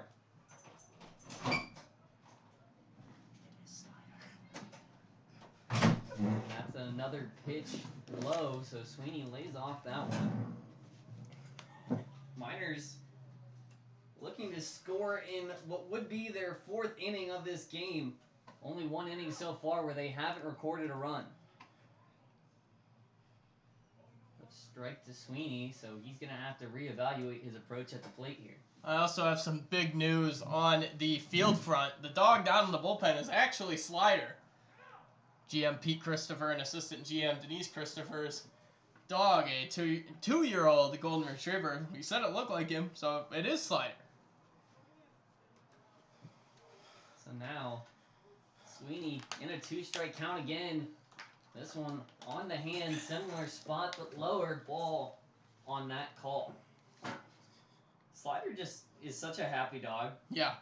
He will play fetch with you for hours. Yeah, he's a retriever in every sense of the word. The only issue is he refuses to give up his tennis ball. And there's a strikeout there. So Mitchell Scott starting his outing with a strikeout on Jared Sweeney. Sweeney retired. Now Ricky Nunez, who had an RBI single last time he came to the plate. Ricky gave it right back to the pitcher as well, just like Breeze. So he and Breeze might have a little vendetta against Delgado. We'll see if it carries over to Scott here. Mitchell Scott, obviously out of the pen. He's got really good numbers this year. And down 5-1. They're putting their best arm out there to bridge the gap. Miners have seen Scott before and able to rally a few hits around him, but only one run the last time they saw him. That game actually was a 9-inning regulation game in Shugiak. That was 12-2, but it ended in 7. Mercy rule after 7. Not something you see very often in the ABL. No, not at all. But this is good for the Miners as now with a Shugiak loss, they could move even further up in the standings. And this one's put into the dirt again. Ricky Nunez trying to leg it out and just a few feet short. So there's your second out. 2 away, David Bermudez. Shortstop from Rider University, New Brunswick, New Jersey, to the plate. It's definitely been the quickest half inning for the Miners so far, but it's not over yet. Bermudez looking to get his first hit of the game. Or his first walk, that one taken for a ball. Bermudez has yet to take a walk this year. So, up 1-0, maybe we see him. Always the time for first, David Bermudez. This could be yours. As he's now ahead 2-0, so off to a good start. Scott on the year. Obviously, we had said he'd been their best arm so far, but only 7 walks on the season so far. Scott, just like Delgado, limits walks and forces the hitters to beat his defense, but right now, in a 2-1 count. Miners with 10 total games remaining after tonight in the league, 2 non-league. There's another strike. David Bermudez 2-2. They start the home games. It's the beginning of a 5-game homestand starting on Saturday. A non-league game against the Anchorage Adult League. Off day Sunday. Then the Pilots on Monday. So that pitches outside the Bucs. Tuesday, the Piedmont Pride from South Carolina come up here and play a non-league game on Wednesday, and then on Thursday, home again against the Bucs. Miners going to be looking forward to coming home as David Bermudez takes his first walk of the season. There you go, Bermie. Jogs down to first base. I don't know if he knows it's his first of the year, but that's a monumental moment. He's been barreling balls as much as he can, and then finally gets that first walk. 1 on and 2 outs. And that brings up Holden Breeze, homered in his last at-bat. If he does the same here, I don't think he's ever leaving that leadoff spot. Hit it into the breeze, Holden. Taking a strike on the outside now. Tyler Wilson looming on deck. We saw what going into the start-off can do for Kyle Schwarber, so who's to say it can't work for Holden Breeze? That one's a ball, 1-1. Bermudez looks a little anxious at first to get to second. He is bouncing around. Now trying to build up that modest lead and goes right back to him. Mitchell Scott, not a fan of 5 feet or more from the bag.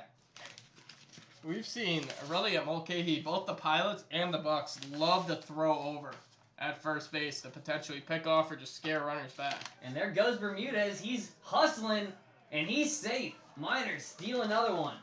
Bermudez got a good jump there. The throw down by Erickson wasn't the greatest.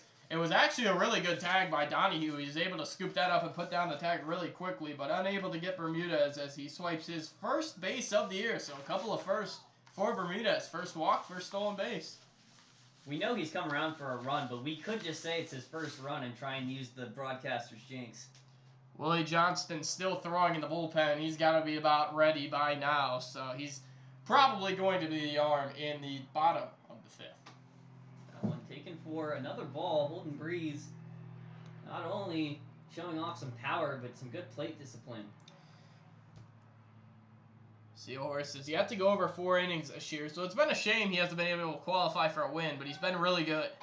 And that one's gonna get him out. A turnaround, caught off guard. David Bermudez can't get back to second.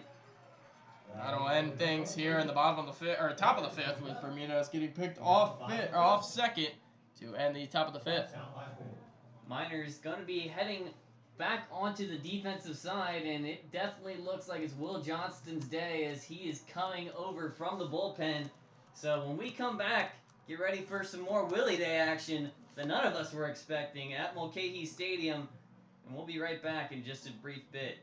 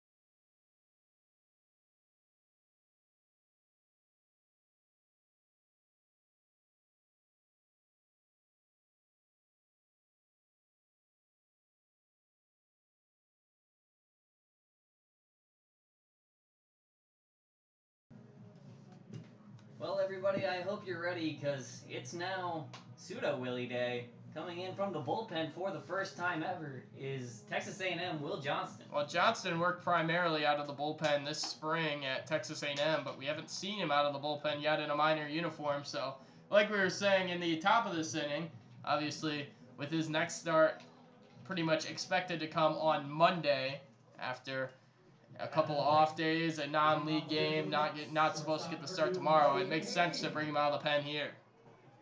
We'll see what Willie can do. If he's on his stuff, he could easily go multiple innings and set the Miners up well.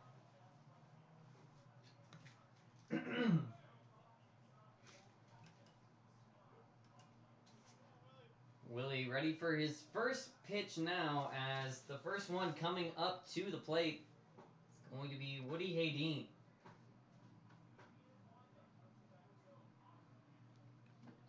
Haydeen watches a ball for the first pitch, so roommate baton pass as Seahorse and Johnston staying together this summer with their host family. This one turned on but put towards the Pepsi bullpen, and that's going to be a foul ball. Out of play there. Johnston gets the foul ball. Hayden, obviously top of the order up. So Hayden, and then Mactoff, then Carrick. Hayden not going to offer at that high fastball, so Johnston 2-1 in his first batter. Johnson this year for the Miners has been most definitely one of their most prolific strikeout pitchers, as he gets a beautiful breaking ball to make it 2-2. So far this year for Willie, he has 47 strikeouts, and the next closest on the team is not even close. It's 20, now 25 for Christian Seahorse, so 22 ahead of the next closest on the team.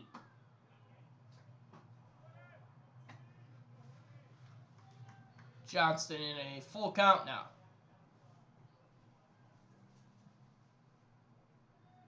This first batter could really set the tone for Willie.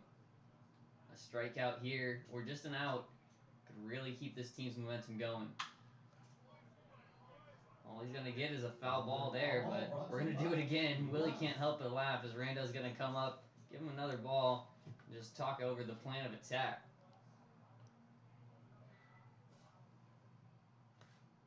Right now, Woody's really seeming to see the low breaking ball well. Maybe expect some high, fast action. Bucks have just one hit on the day. Sandwiched in between a large number of walks. They walked 5 times. So Willie, this one put on the ground to Holden, and this one just skips out of his glove. He falls on his way back to first, but able to stay on his feet for long enough to stay on the bag. That one can't go against Willie. It's going to be an error on the shortstop today, Holden Breeze, as he's unable to glove that one. It's a tough bounce for anybody. Just an awkward angle for Breeze. So first one on via the air. Coming up to the deck next is Jack Mactoff. Willie will look to strain that runner. Lefty on lefty matchup. He's going, not even waiting a pitch. First one, and this one gets away from Breeze as well. Just bounced in front of his glove. So back-to-back plays where Holden Breeze hasn't been put in the best position. That one a low throw on Rando, so can't blame him for that, but not being benefited in any way. So now, runner on second as Rando visits the mound once again. Runner on second, nobody out here in the 5th. And now they're getting ready for a major payoff with Mactoff. Now that they already have a man in scoring position, this inning could turn from bad to worse if Willie Johnston doesn't reestablish his control. He needs to take control of this inning and get a quick out.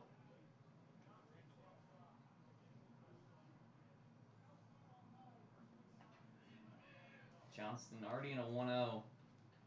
Still going to continue to attack the outside, and that half swing isn't going to matter. That's strike one.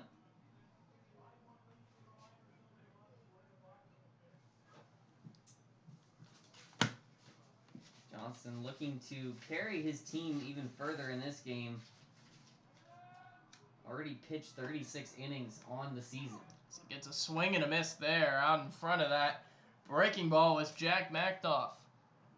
Miners up 4, but this is by no means put away. This Bucs team can score runs. They're the most in the ABL, and look to do so here. No lead in baseball is secure until the last out is called.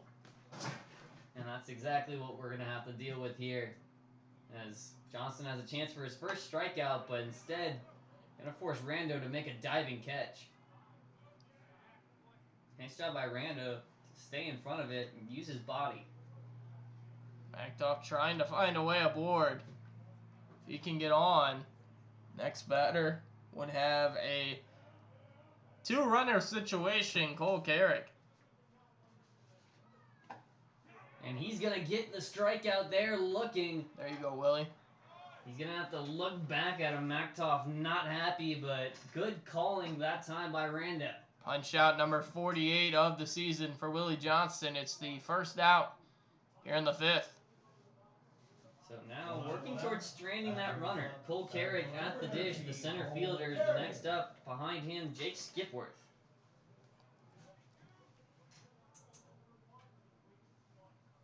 As Johnston gets ready to take his stance. Similar to Sealhorse, he has the same walkthrough, and almost all of his pitches, you can't tell what it is until it comes out of his hand. Carrick, a switch hitter, batting from the right side. Runner taken off. Going to third, and this one put into the gap. It's down. Wilson couldn't get there in time. Run's going to score. Will he get the second? And he will. He's going to sneak in right behind Bermudez. So there's an RBI double. The lead's trimmed to 3. Cole Carrick absolutely barreled that pitch to the gap, the hidden run.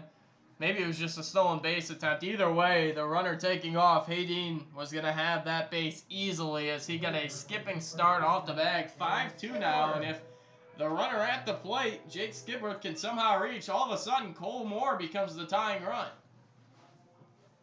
Johnston looking to avoid just that as Carrick, all he did was trade places with the runner at second.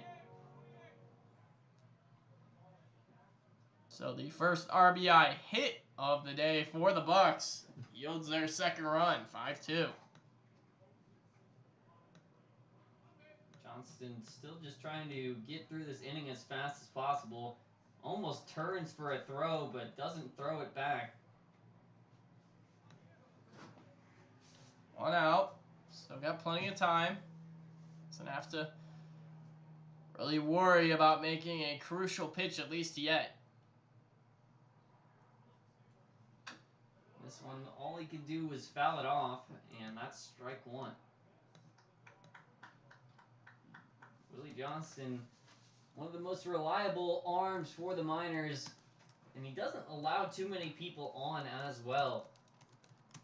Throughout the season, working a whip of just around 1.1. He doesn't allow too many people on.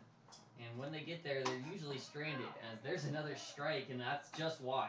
It's a good pitch there to get ahead. Johnston now has a chance to put Skipworth away. Right now, he's acting like a true power pitcher. He's not afraid to attack high. See if he can get a crucial punch out here. And now the Miners looking for another one. He goes to third again. This time he's safe. Sweeney thought he had him at third. He's surprised they called him safe. Sweeney took a second look just to make sure he wasn't dreaming. The fourth stolen base of the day for the Bucs. They really ran on Tyler Rando. Not too often you see people aggressively stealing third back to back, but that's exactly what they did in 2 successful attempts. Now runner on third, less than 2 outs. Johnston's really got to settle in here. He needs this strikeout now more than ever.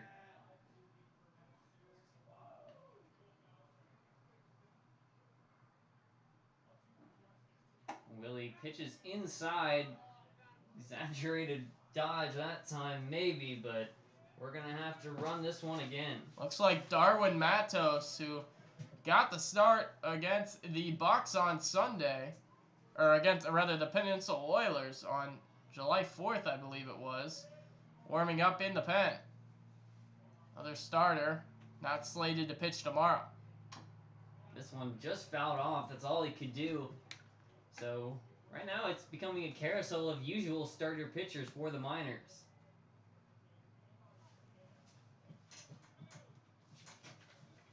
Trying to stay alive right now is Jake Skipworth.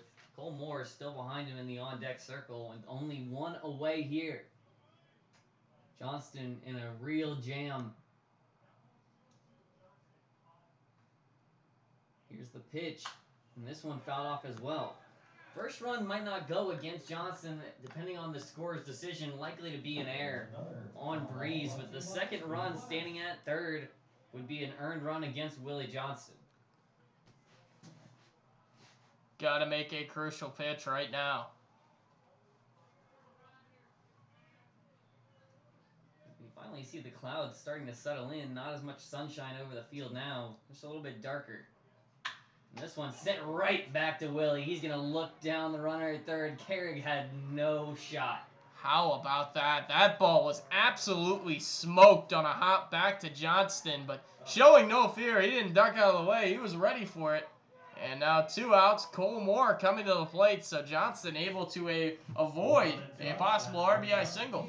And he's not hiding it. He felt that one just a little bit inside the mitt. Went and shook off his hand afterwards. Yeah, that has to sting, but I'm Gotta sure be he'll out. That's take all that. that matters. Yeah, that's the important thing. Cole Moore coming to the plate now, 2 away. Could be a pivotal at bat. Still have the runner at third. Willie Johnston looking to avoid any earned runs as Cole Carrick is trying to get a head start. There's the offer and strike 1. Good breaking ball hitting the outside edge. Like that 12-6 curve. Willie right now looking for number 49 or an out by whatever means he could get it. Sure, he'll take an out here. Another strike. 0-2. Slide Willie, piece. he's locking in. That was a good pitch by Willie again on the outside edge. That one goes out to you in the crowd, Slider.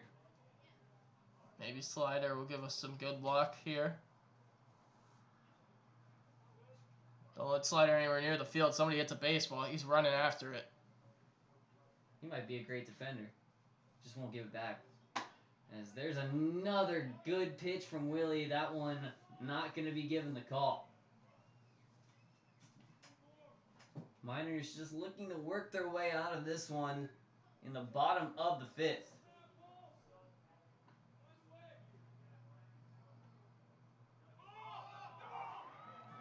And there, he's stealing for home. He steals home. Cole Carrick, how about that? That's about as good as it gets, and the Bucs dugout is fired up. Johnston and Rando both upset with themselves. Well, if you were looking for a spark as the Bucs, there's your spark. Still down 2, but now all the energy seems to be in their dugout. Cole Carrick absolutely making the game his own, able to get the sliding lead off of third and able to break. Willie wasn't really ready for it either. He kind of hesitated, then threw it, and the throw was high and away, so no shot at him at the plate. Not too often you see somebody try and steal home, and that's exactly why. Plenty of confusion from the Miners, but still down 5-3. Inning not over either. Cole Moore still at the dish. And barely staying alive there. Got a piece of that and got a piece of Rando.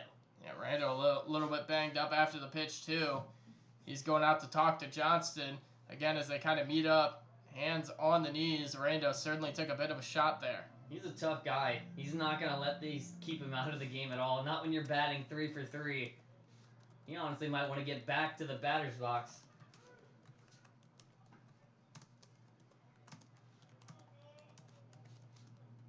Johnston looking for that third out now. Getting a strikeout would be a real exclamation point on what's been a tough inning. And gets just that. Number 49 for Willie Johnston. That's a small consolation prize for the runs given up. Yeah, the Miners give up 2. Bucs pull ever closer. They're really chipping away. Miners looking to maybe increase the lead as we go into the 6th. We'll be right back with some more action. Make sure to not go anywhere as we come back with the 6th in just a short bit.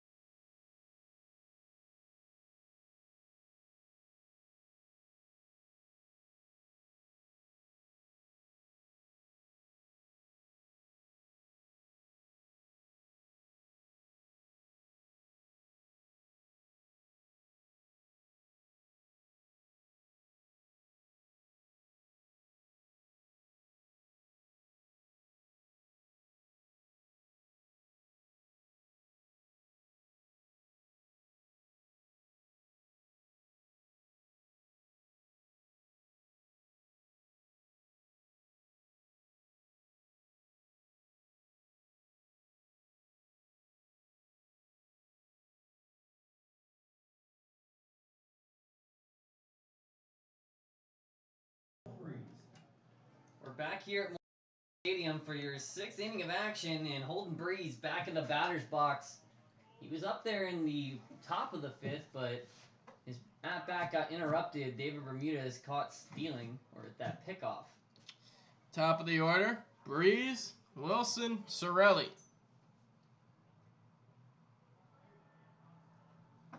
This one is a ball, so 1-1.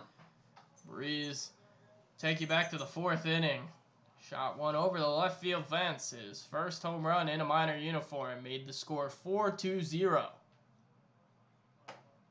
There's another strike. Mitchell Scott back to dealing on the mound, as he has been reliable for the Bucs, and ever since they put him in the game, things have seemed to turn around. Another Cal Berkeley guy, Pac-12 arm. Big swing there from Holden, can't get it, and that's strike 3. So another one fanned by Mitchell Scott. Tyler Wilson back up to the plate. He's had a good day so far. He's pulled a Sorelli treatment. 2 walks already on the day. Also stole a base. He steps in now with 1 out.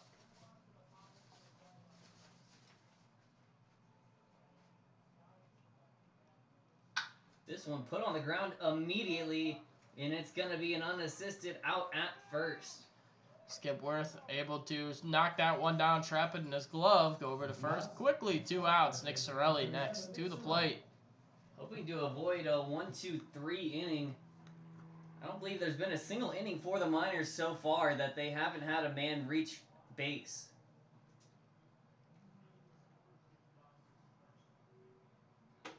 And there's a strike to start him off. Mitchell Scott not easing up a bit.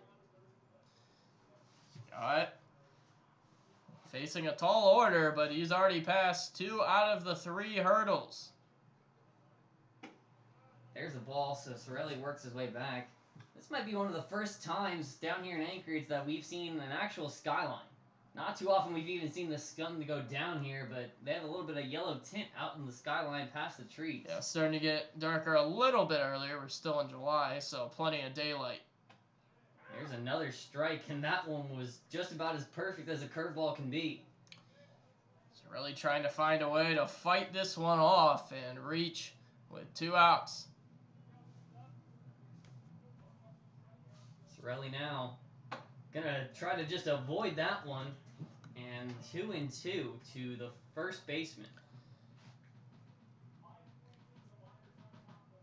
Sorelli looking to not be the 3rd out, maybe even start a rally, as his team is not on the right side of momentum right now, and it's going to stay that way. Another strikeout for Mitchell Scott. Miners unable to create anything in a 1-2-3 inning, and we'll be right back with the bottom of the 6th in just a bit.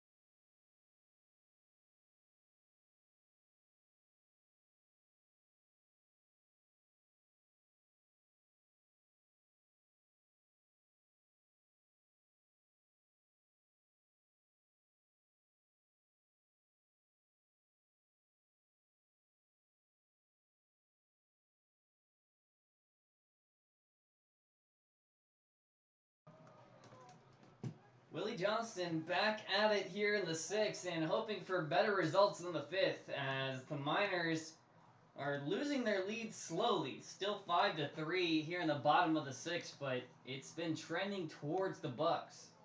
And this is an inning where Johnston really needs to get through unscathed, get it to the 7th, and able for the back end of the bullpen to get at it. A strong fastball down the middle, and this one's skied high. And that's going to be David Bermudez all the way over from second. Lost his hat. The hat is only temporary. The out is forever. Bermudez kind of making an over the shoulder grab over there in short right field down the line, able to get that out. So one quick out, and now it's Kyson Donahue. Donahue looking to keep this inning and momentum rolling. If you saw them, after you saw Carrick steal home base, you would have thought this team was ready to come out and there would be a fight at the bat rack. Donahue on with none on, one out. This pitch spiked into the opposite batter's box, and that's going to be ball 1. Potentially for the Miners, the relief arms available tonight consist of the top 3 being James Aaron, Evan Wolf, and Alex Majors. So could see one of the 3. Big strike there. That could be a big reason why they'd have Willie here too. Obviously, we saw Darwin working out down there, still throwing, but Willie is somebody who can get you a decent amount of innings and not allow a whole lot of base traffic. As he gets another swinging strike there, he is feeling it now. Retake control of this inning, Willie Johnston. He's looking for number 50 on the ABL season. Should he punch him out here? For Johnston not having a lot of walks on the year, it doesn't make a lot of sense looking at his first pitch strike rate. He's only throwing first pitch strikes at a 33% rate, but he's been able to work back and work around a lot of walks. As this one's cracked right back to Bermudez, and that's going to be an easy second out. So David Bermudez helping out on the first 2, and 2 away here in the bottom of the 6th. Matt Erickson, the catcher, striding in as Johnston works for a perfect 6th. Johnston also on the air. I mean, when you look at it, he's got a 1.11 whip, which is one of the best on the club and in the ABL. He's only thrown 2 wild pitches, and he's only allowing a 191 average against him. So he's been good as the count gets deeper. Big swing and a miss to start us off here. Matt Erickson back at the plate. Erickson trying to find some success here.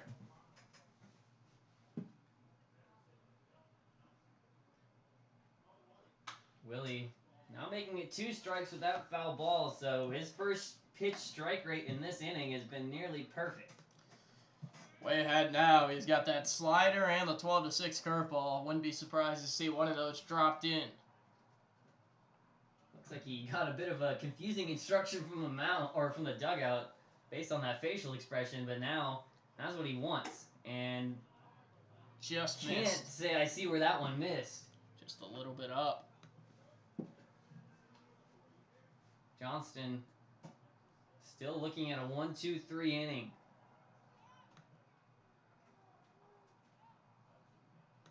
And that one might have danced just around Erickson. Willie back in a 2-2. If he could get a 1-2-3 inning here, that would be a major statement for the Miners.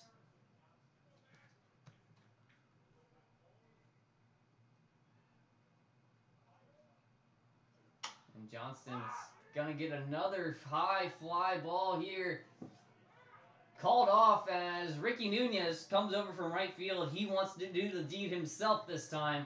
Miners defense really reeling him back into this one. Effective 6th inning there from Johnston. He bridges the gap to the bullpen. So we'll go to the 7th. Miners clinging to a 2-run lead. And we'll be right back here. So be sure to not go anywhere when we come back to Mulcahy.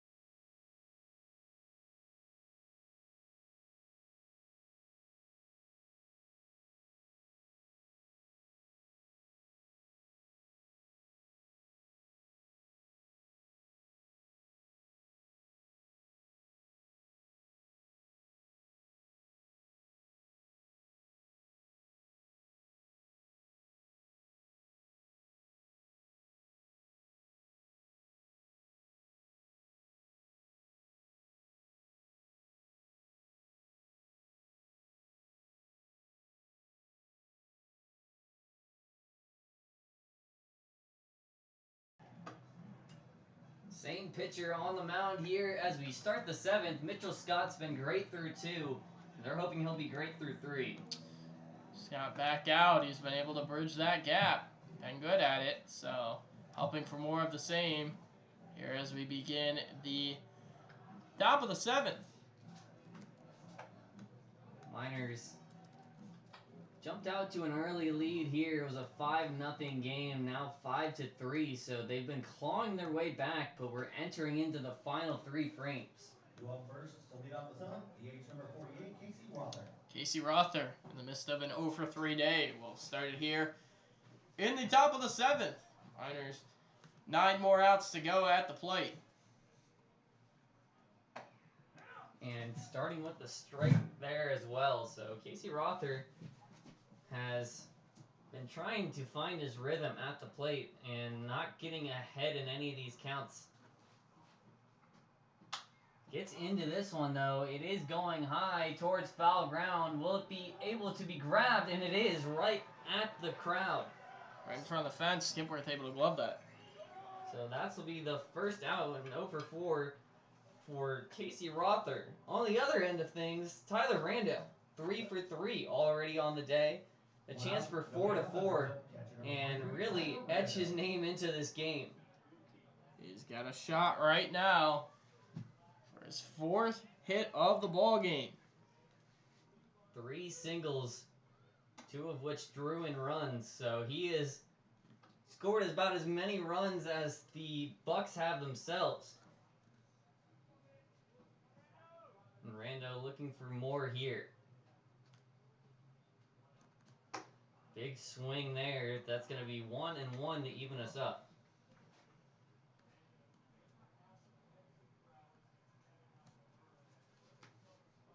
Rando. Right now, he doesn't seem to be swinging the bat. Something I'm noticing is he doesn't swing the bat nearly as fast as some of the others, but his timing is so well thought out. Sprayed it twice to the left, once to the right. Maybe he'll get one into center field this time. It's just going to take a ball now, 2-2. Mitchell Scott is continuing to try and mow through these hitters.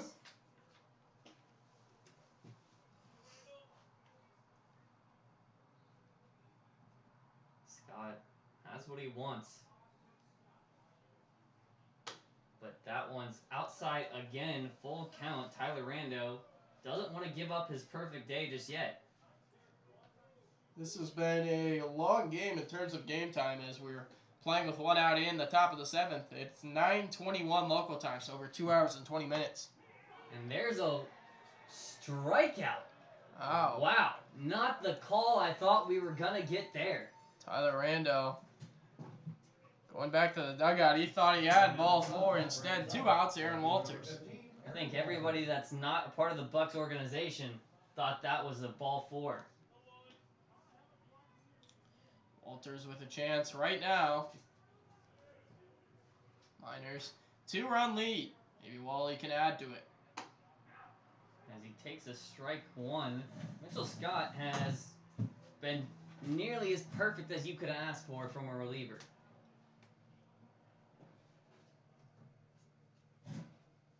And this one lifted into left foul ground, so Wally behind 0-2, and the Miners can't find their footing at the plate right now against Mitchell Scott. Scott's been good. He's been one of the best relievers in the ABL for a reason. That one taken inside, so see if he's able to work his way back like Rando was able to.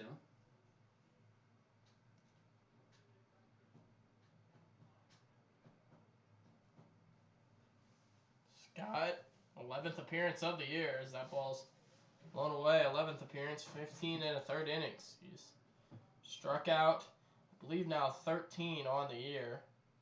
Got a 2-1 record. Also picked up 3 saves. Another one here. Wally lifts this one, and it's going up, but far into foul ground, and he recorded the out, so there's 2.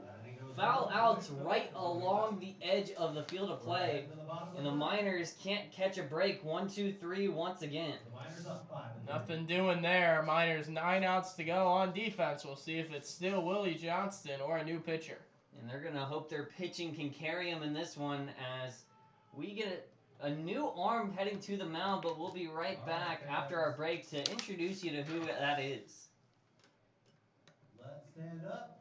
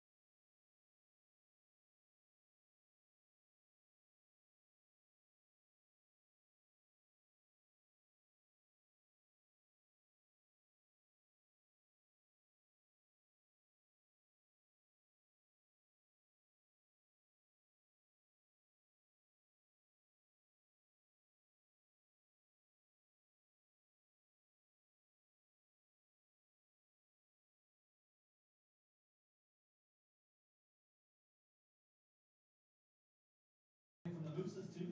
Darwin Matos for the Miners is going to take over for Willie Johnston. Similar situation like Reese had mentioned, where he's not slotted to pitch for a couple of days, so they might as well give him some innings here. Matos' only start of the year came last week as he pitches now left-hander from Felician University. And he was just about perfect for the Miners. 5.1 innings pitched, only 1 hit that entire time. And his ERA is a flat 0 across the board, so you can't ask for much more in one start. Yeah, he was really impressive. The only run he gave up, remember, was that throwaway on that swinging bunt up the third baseline, grabbed it, threw it past the first baseman Sorelli all the way up the line, and able to run to score. So that was the only run he gave up all game on. Really was a fluke play. So we're going to see what he can do here. Miners in the 7th. If he could give them 2 solid innings and hand it over to the back of the bullpen, that's all they can ask for. 5-3 lead. Obviously, pretty slim. Miners got out to a 5-0 lead after 3.5 here at Mulcahy, but the Bucs have really fought back. They scored 1 in the bottom of the 4th and 2 in the bottom of the 5th. No scoring in the bottom of the 6th as Johnston worked a 1-2-3 inning. So Matos has an opportunity right now to really help out his club. Right fielder number 5, Garrett Ostrander. Garrett Ostrander is going to be the first one to the plate in this inning. Hasn't really created much offense today.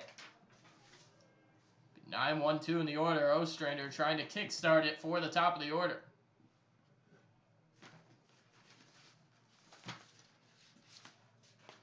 Matos, interested to see what he'll go with for his first pitch. It looks like it's just a classic fastball, but that's all he needs for strike 1. 5'10", 200 pounds, New Jersey native. Felician University also in New Jersey, so he's stuck on the East Coast, but now up in the 49th state, completely across the country, hurling in the 7th. Furthest you can be from home, but he looks pretty comfortable on the mound. That one ball low, so 1-1. Ostrander, speedy, but he struggled to reach base this year. And it's not going to get on there as that's fouled away. Yeah, Ostrander on the year started out pretty moderately hot at the plate, but he's really slumped down. Remember, game 1 against these Bucs, he was the leadoff hitter. So now down in the 9-hole, Ostrander comes in hitting a .181. And a big part of that is the last week. 13 at-bats, 0 hits. He's been putting good contact on. Only 1 strikeout in that time. He's found a way to be valuable in other ways, though. Obviously, we said he's got a lot of speed. Although he's just 3 for 7 on stolen bases this year. He's been caught 4 times, but he does have 14 walks. Doesn't look look like he's looking for a walk right now, though. He is swinging at almost everything. Matos trying to put him away. Nobody throwing in the minor pen, but there are guys sitting down there waiting. The bullpen in the dugout today, so there's not guys down there sitting and waiting. And Ostrander trying to fight out, becoming the first out here in the 7th. Matos has the pitch, and that one's going to ring him up looking, so Ostrander can only look on as he heads back to the dugout. It's been an expanded strike zone as we've continued this game. I felt like it was smaller in the earlier innings, but right there, Darwin Matos will take advantage of it. He says, yes, sir, getting that first strikeout looking, and that's a big first out, as now he's going to encounter the top of the lineup. So Woody Haydeen, as we flip it over, is going to be the next one up. One down already, and Haydeen looking to create something. Ton of speed, still second his last time out in the 5th. Then scored on that double by Jake Skipworth. Or rather, Cole Carrick. And that one's another strike. Matos looking comfortable. Haydeen trying to get aboard again and at least start to create a run, but that time just barely able to slim his way past ball 1. First baseman Sorelli over at first is almost on the lip of the turf grass. Maybe expecting, but Haydeen's got a ton of speed. Matos going to keep dealing to him as there's a bit of celebration from the crowd. They gave a ball back, and Sorelli's pumping him up. Nick Sorelli's the life of the party over at first base. St. John's guy, New York City, why wouldn't he be? I think he's the heart of this team. He really is. Actually, for those New York City locals, they're in Queens, I shouldn't say. You already been called out on California today, so we can't go making two Queens, big states mad. That's Mets territory over there in Queens. Oh yeah. GM Pete Christopher, a big Mets fan. Matos, another pitch and another strikeout looking. That's 2 for 2 for Matos. Yeah, that ball's a perfect pitch. Slider, outside corner. Even if Haydeen tried to swing, there's not much he can do with that back door. Well, now only 7 outs away, and they're not really seeming too aggressive at the plate, taking 2 outs looking so far. Matos looking really good. It'll remain to be seen if he stays out for the 8th, but the way he's looking right now, I don't know how you could go to anybody but him. See if he can continue his trend here, as he looked like he wanted to start with a strike, but couldn't get the call.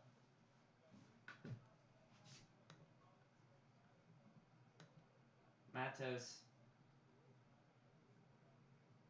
once again, just started around, but is going to hold himself back. Maktoff now takes a 2-0 lead on Matos. The Chugiak Eagle River Chinooks fell to 16-13 on the year. So with a minor win today, they would move a clear 5 games ahead. Finally gets a call there. We want to take the chance to thank the official sponsor of Matsu Minor Travel, Alaska Airlines, as well as the internet broadcast itself, Napa Auto Parts of Alaska. Jim Ruda, the owner. They're also doing a minor jersey giveaway, so be sure to go into their locations, put your name down, and enter to win, as now Matos is putting himself in a good position to win. 2-2 count, worked his way back from those 2 balls. That's an opportunity to strike out the side here. See if he can do just that here, as he got him swinging, but that's just going to be a jam shot on his barrel. On deck sits Cole Carrick, who stole home back in the 5th. If there's one person you don't want to let on right now, it's definitely Cole Carrick. So ending the inning here has to be top priority for Matos.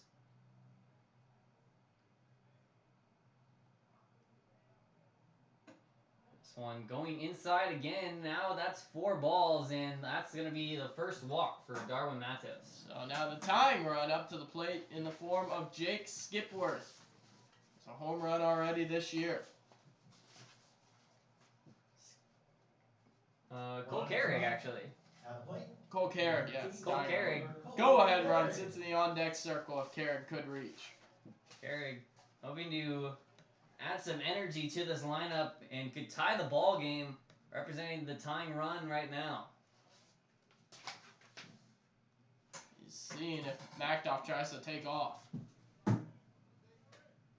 Likely gauging that first pitch. Now that it was a breaking ball, saw him shuffle over. I'm expecting some heat from Matos.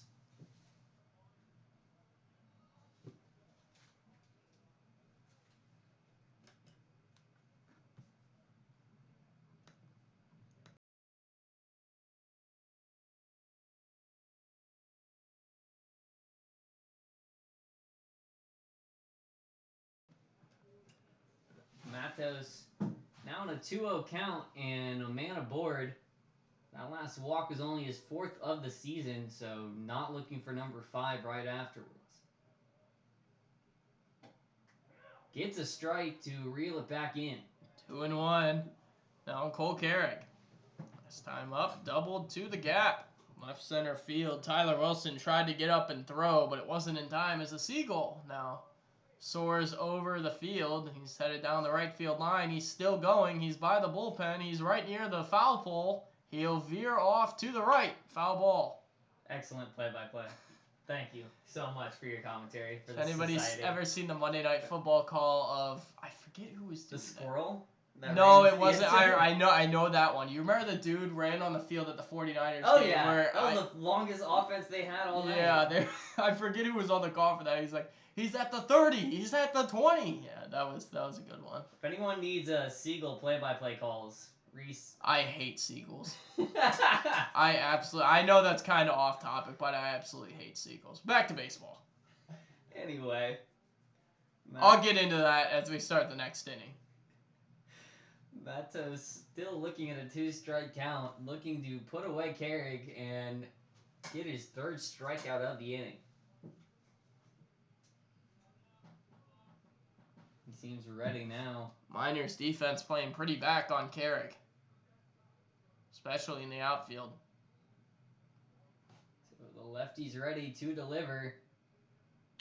Gets a piece of it, puts it into center field. Tyler Wilson says thank you very much, and that's the inning.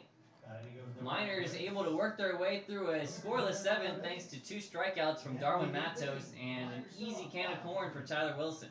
We'll be right back with the 8th inning of action after a short break, so be sure to not go anywhere as we will be right back here at Mulcahy.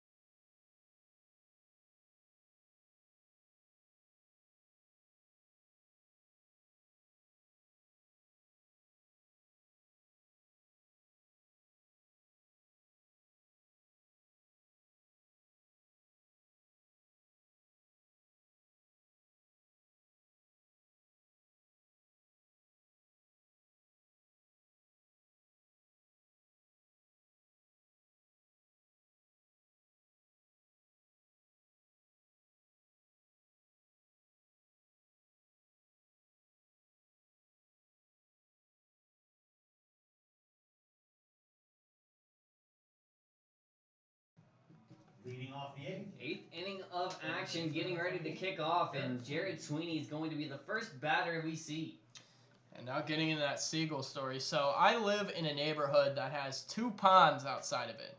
And obviously there's going to be a lot of seagulls near ponds, as there's strike 1 to Sweeney. And there's going to be a lot of seagulls near ponds. So I have seen more seagulls in my life than the average person. And when I just turned 16. I had just gotten my license, Sweeney swinging and missing. I had just gotten my license. and there were all these seagulls in the middle of the street. They always scatter. So I always just keep driving, never think about it. Well, this one didn't scatter.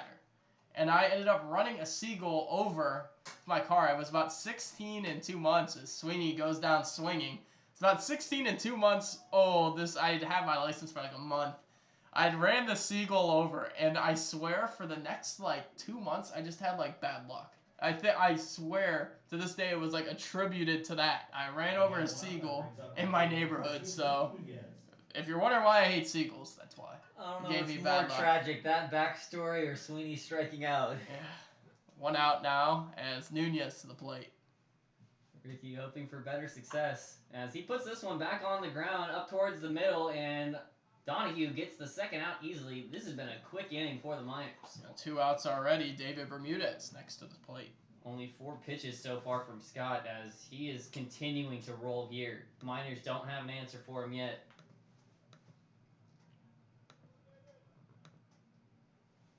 See if David Bermudez is going to be any better at the plate. Once again, the Miners back in action tomorrow against the same Anchorage Bucs, same spot, Mulcahy Stadium, for an off day on Friday.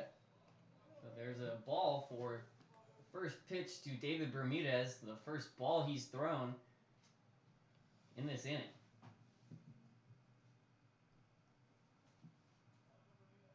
David Bermudez gets into this one, sends it to orbit, but it's going backwards.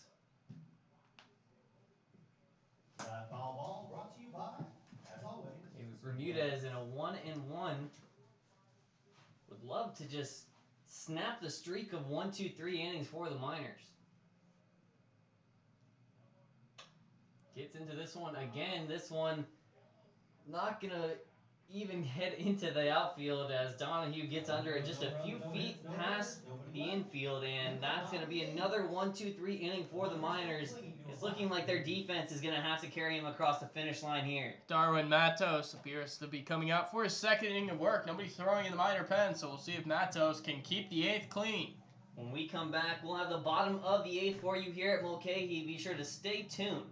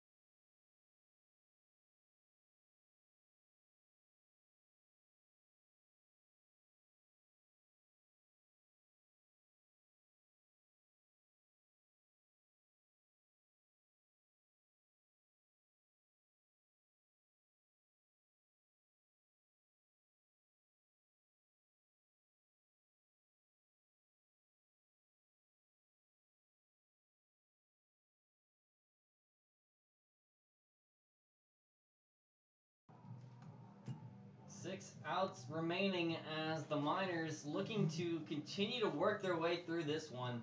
Darwin Matos back on the mound for his second inning of work, and Jake Skipworth is going to be his first opponent. 4, 5, 6 in the order. Skipworth, Cole Moore, Diego Baquero. So still some big outs to go. If he can go 1, 2, 3, that would be ideal. As in the 9th, it would be set up Donahue, Erickson, Ostrander, with potentially Alex Majors looming for the save.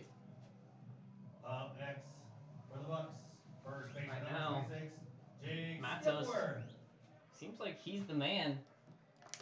There is a bit of movement into the bullpen, but no real throwing right now. Looks like Majors indeed is walking around in the bullpen, but it's Matos' show for now. In the on-deck circles, Cole Moore as well. So those two, should they get on, represent the 2 tying runs. Strike 1, Darwin Matos starting out hot. The Alaska Railroad would like to remind our friends and neighbors, wherever you see railroad tracks, always expect a train to stay safe around trains and tracks. Look, listen, and live. Always good advice. This one put on the ground. Sweeney able to glove it, and with a beautiful line drive throw. Sweeney's a vacuum over there at third base. He definitely works well out of the hot corner, and he has one of the strongest arms. That throw from third across may look easy when he does it, but it's not nearly as easy as it seems. 5 outs to go. Cole Moore, designated hitter, to the dish. I haven't seen any pinch hitters or anything in this game either, so both of these rotations are just slugging it out in this one. Moore ready for his first pitch. As it's getting a little chillier here in Anchorage. It is cold. When that sun went down in like 4th, 5th inning, it was chilly. As we see the RIP Seagull, yeah. I wish I did not run the poor fellow over. So please do not judge me based on that one action alone. I was a lot different person when I was 16 anyway. Anyway. Here's another pitch. This one's skied high, and it's still rising. And finally coming down in foul ground, Jared Sweeney said, "I'll take number 2." Hey, Matsu Miners broadcast. You get to watch good baseball and hear about Seagull stories. So what's not to love, actually? Where do you I was saying during the better break, character development? my dad, who's probably listening to this back home in Michigan, calls them sea rats. So clearly not a not a lover. fond experience with seagulls in the Landon family. Wonder if Diego Vaquero at the plate has any better experiences. As he'll be what could be the last batter, already 2 away. Darwin Matos is being just about as efficient as you can be. The Pilots, with a couple of off days after that loss tomorrow, they're off again tomorrow. The only other game in the ABL is the Chugiak River Chinooks, Peninsula Oilers. They continue the series. This one back to Sweeney again. This is his inning, and that's exactly what he's going to do with it. Put him away. 1, 2, 3. Thank you, Jared Sweeney. Miners head to the 9th, 2-run lead as they look to hold on for win number 21 of the year. First, we got to see if they'll tack on in the top of the 9th. So when we come back, Miners back to the plate. Be sure to stick around.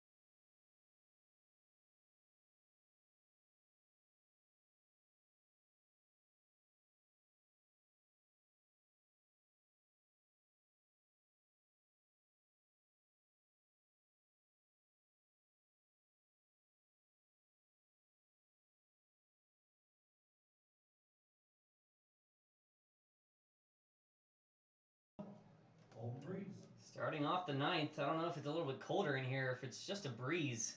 Holden Breeze coming up to the dish. He went deep a couple of at-bats ago, actually. Back in the 4th. Went deep to left field. Miners haven't scored since that 2-run 4th. Looking to change that here as we're in the top of the 9th. Holden Breeze gonna foul off the first pitch and hoping to spark something at the top of the Miners rotation again. So Breeze, Wilson, Sorelli due up, but the past 3 innings against Mitchell Scott have been 1, 2, 3. There's a ball low. Only taken 1 walk from Scott so far. Tyler Wilson on deck circle, Hole, Sorelli, and then if it could get to him, it's Casey Rother. And there's another one. So Mitchell Scott, for the first time, doesn't seem like he's the one in control of this at-bat. And there's nobody throwing in the minor pen yet, so maybe it's Darwin Matos going for the 3-inning save. This one is called for a strike, and that's going to be the second one after that foul ball. Why not use Darwin? He's been just about as efficient you can ask. Well, Majors obviously pitched yesterday, got into a bit of a jam, but don't want to overuse his arm, although he's got quote-unquote a rubber arm, able to throw a lot. And there's another strikeout for Mitchell Scott. He is absolutely torching. Tyler Wilson, switch hitter, back to the plate. Couple walks on the day for Ty. Nobody out. They would go for another walk right now. Even a walk when your team is reeling to get any contact at the plate could feel like a win. Yeah, ever since Mitchell Scott has taken over, there's been very little traffic on the bases. He started to square but pulled it back, strike anyway. One on Wilson from Grand Canyon University, Chandler, Arizona. So, a couple of Arizona boys back-to-back in the lineup. This one is taken for a ball on the inside. Wilson is a super utility in every sense of the word at Grand Canyon. Even sees some time behind the plate. It's infield, outfield, catcher. Started to swing. That's all they needed. That's strike two. And he really did not like that call. He checked it, and it was called a strike on the swing by the home plate umpire, maybe thinking he would get an appeal or something. Instead, it's 1-2. As Wilson is trying to avoid becoming the 8th straight out. That ball's in the dirt. 2-2. Big man Sorelli on deck.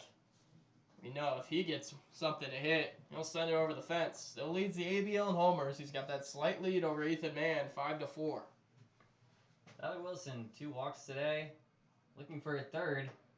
Gives a big strike there and instead gets the strikeout. That check swing really paying dividends now. Mitchell Scott absolutely dealing right now. 3 2/3 of scoreless baseball. Back-to-back punch-outs here to start the ninth. See if Nick Sorelli fares any better. Miners lucky to have that early lead now as neither team seems to be doing much with the offense. Like you said earlier, this is almost a flip script from what we usually see. The Miners usually score most of their runs in the back half of the game. Today, all their runs coming in the first 4 innings, but they did score 5 of them, and they're in position to win right now.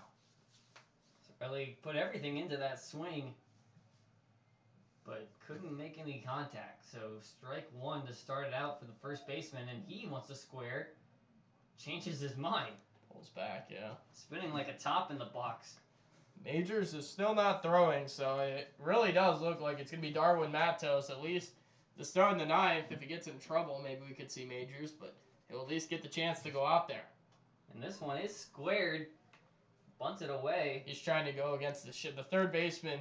Vaquero is kind of shaded in between short and third. So if he were to get a perfect bunt up the line, I mean, he's reaching first easy. So it does make sense from that standpoint. Getting a bit of twilight almost here at Mulcahy. The light just kind of seeping in. Yeah, it's been darker for most of this game from 4th inning on. But still sunlight, obviously. Alaska has all sorts of sunlight. Sorelli, once again, not taking the low one this time. That's become a lot of his approach. He obviously handles ascending balls a lot better than descending pitches, and he's just laid off the ones he doesn't favor. Loves that pitch away. Elevated away, that's his spot. This one, he's going to get a few pieces of it, but it's going to just end up foul. At least stays alive. Brought to you by Speedy Glass. Rother in the on-deck circle. We also have the lights turning on here at Mulcahy, so maybe at least 1 inning under the lights. Only stadium in the ABL with lights. And we get to see him right here. There's another strikeout. So Mitchell Scott, 3 straight strikeouts. He is doing everything he can for his team right now. We're going to the bottom of the ninth. Scott really bridged the gap today for the Bucs, but will it be enough as they're down 2 entering the bottom of the ninth?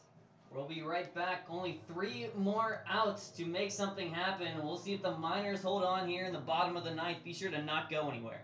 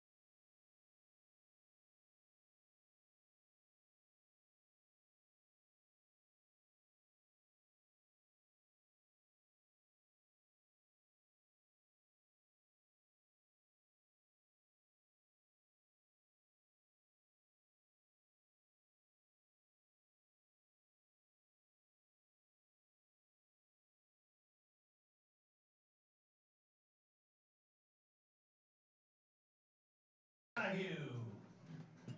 Twilight filling into the stadium as this game's reaching its twilight as well. Kyson Donahue first up here as they only had 3 outs to create 2 runs, and with Matos dealing the way he is, it's going to be tough. Darwin did his job in the 8th. Went 1-2-3. Now he'll get the bottom of the order, starting with a lefty-on-lefty matchup with Kyson Donahue. Gets a big swing there. We may be seeing a battle of the bridge right now, but he is going for his first save. Only had a start for the Miners, now going to the opposite end of the game. Like I said earlier, I mean, the Miners, I think, have the best bullpen in the ABL, and a guy we didn't even mention, because he hasn't had an appearance out of the pen right now, is absolutely dealing for the green and gold. This one spiked just a little bit before the plate, and that's going to be 1-1. Love to go 1-2-3 again and seal this game for the Miners' 21st.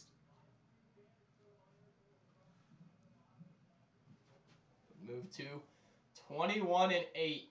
How about that?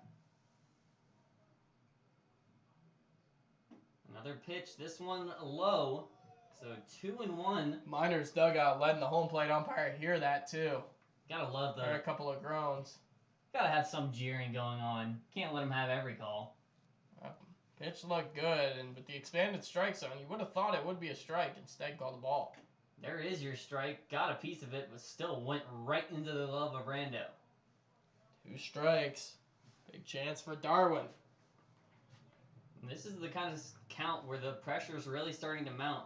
You don't have time left to make mistakes in a 2-2.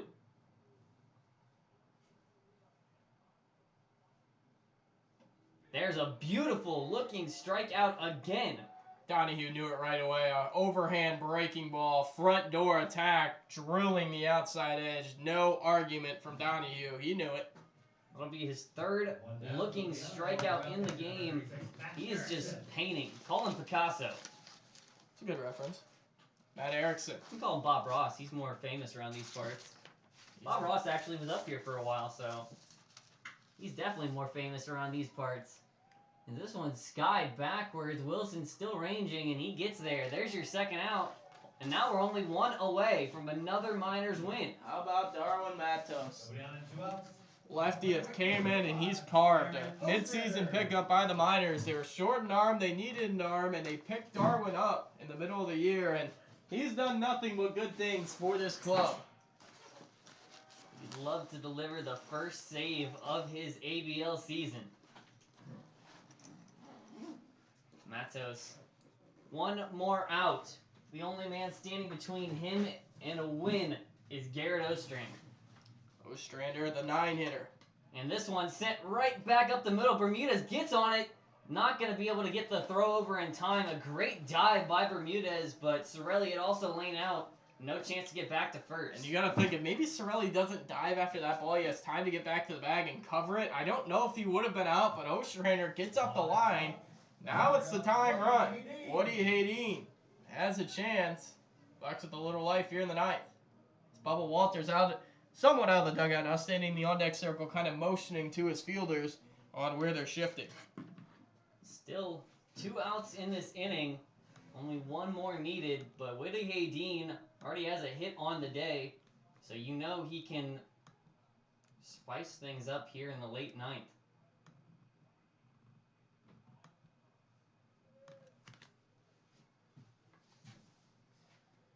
Haydeen does not have a home run on the year.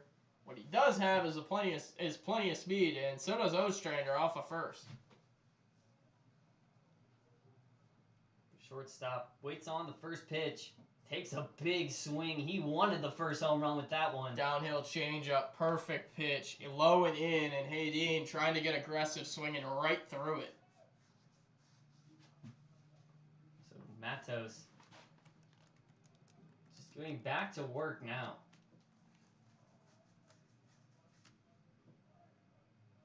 Taking his time. This one drilled into left field. Will he lay out for it? He does. Can't get it, though. Tyler Wilson going to throw it in now as he's heading to second. And he's going to get there safe. Unannounced double. And now this game is a lot more interesting. How about that? Nearly able to make the catch was Walters on the dive. Just got away from him. And just like last night, this game is not going to be easy. Tying run sits out at second, winning run at the plate. We are going to have a meeting with some hurried throwing from Alex Majors. I have to believe this is his last outs to get. It's going to be a long conference regardless. I'm sure Matos wants it. He's only allowed the 2 hits in these back-to-back appearances, and they're going to stay with him for now. Stick with Darwin, showing confidence in the new left-hander, and this is a big chance for him. There is a lefty at the plate in the form of Maktoff, so it does make sense from that point. Go lefty-on-lefty matchup, but Matos right here just needs an out.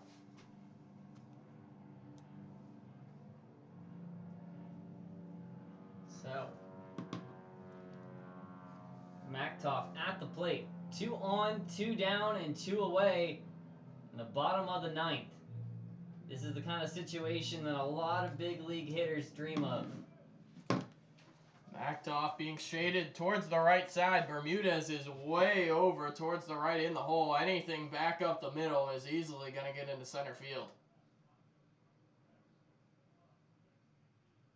Matos gets him to swing for a foul. The back net. That's going to be strike 1. First pitch swinging. Aggressive. And Matos goes ahead. That's exactly where you want to be right now. I'd expect nothing but aggressiveness from the Bucs at the plate. You're down to your last out. You have nothing to lose. They've had nothing to lose pretty much since the 4th inning. Down 5-0. They've found a way to put 3 on the board, and now they have a chance to tie it up. A base hit would tie it. Runner out at second in the form of Hayden can fly pretty much like anyone could dream of out at second. Second pitch. Matos. Low. Nice job by Rando to just glove that one as it almost went between his legs. That could have been a run. Yeah, that was a nice play. 1-1. Maktoff trying to tie this game up for the Bucs, who've been on a deep slide of recent, staring at their 5th loss in a row. Everything comes down to Maktoff. Another ball taken. Maybe trying to work ahead. Might expect some heat from Matos on this next pitch in order to get into the zone at least. 2-1. Ostrander obviously on any hit's going to score easily. Hayden, like I said, has great speed, and he's got a really good lead off of second as well. Nobody holding him on. Matos, again, did go to the fastball. This one fouled off. 2-2. Down to their last strike. Maktoff gonna be hacking here at anything close. Majors has stopped throwing, and he's just kind of looking on in the bullpen. That gives you the indication that regardless of what happens here, this is going to be Matos' last batter. Everything comes down to this. Everyone else, including Majors, just a bystander at this point. This is between Matos and Maktoff. Matos has what he wants. Sets for the pitch. Looks him up and down. The windup. There's the 3rd strike, and that is the ball game. Darwin Matos records his first save as a minor. And Maktoff is furious with the home plate umpire. He tried to call time because Matos was holding it so long at the set. He put a hand up as Matos just began to start his windup, didn't get the timeout, and instead, he's down on strikes on a half swing. The Bucs now losers of 5 in a row. The Miners winners today at Mulcahy. Make that 16 of their last 19. The rally in the valley continues. 21 on the season. Tyler Rando gives Darwin Matos the game ball. He deserves it. Deserves every bit of it. That's going to be a nice memento for later. As I'm sure this team's ready to celebrate, they had to stretch out every one of their arms, and Willie Johnston giving a hug to Pete Christopher. This whole team's happy. 5 wins in a row for the Miners as they now go up a full 5 games in the ABL standings with just 10 games to go. Miners looking to wrap up that #1 seed within the next week potentially. So the final here today, 5-3 Miners. Bucs couldn't pull out the late comeback, and the minors improved to 21-9 on the season. This team is rolling. Thank you so much for joining us today. I've been Sean Neef alongside Reese Lannon. We'll be back again tomorrow here in Mulcahy for another matchup against the Bucs. Be sure you don't miss it.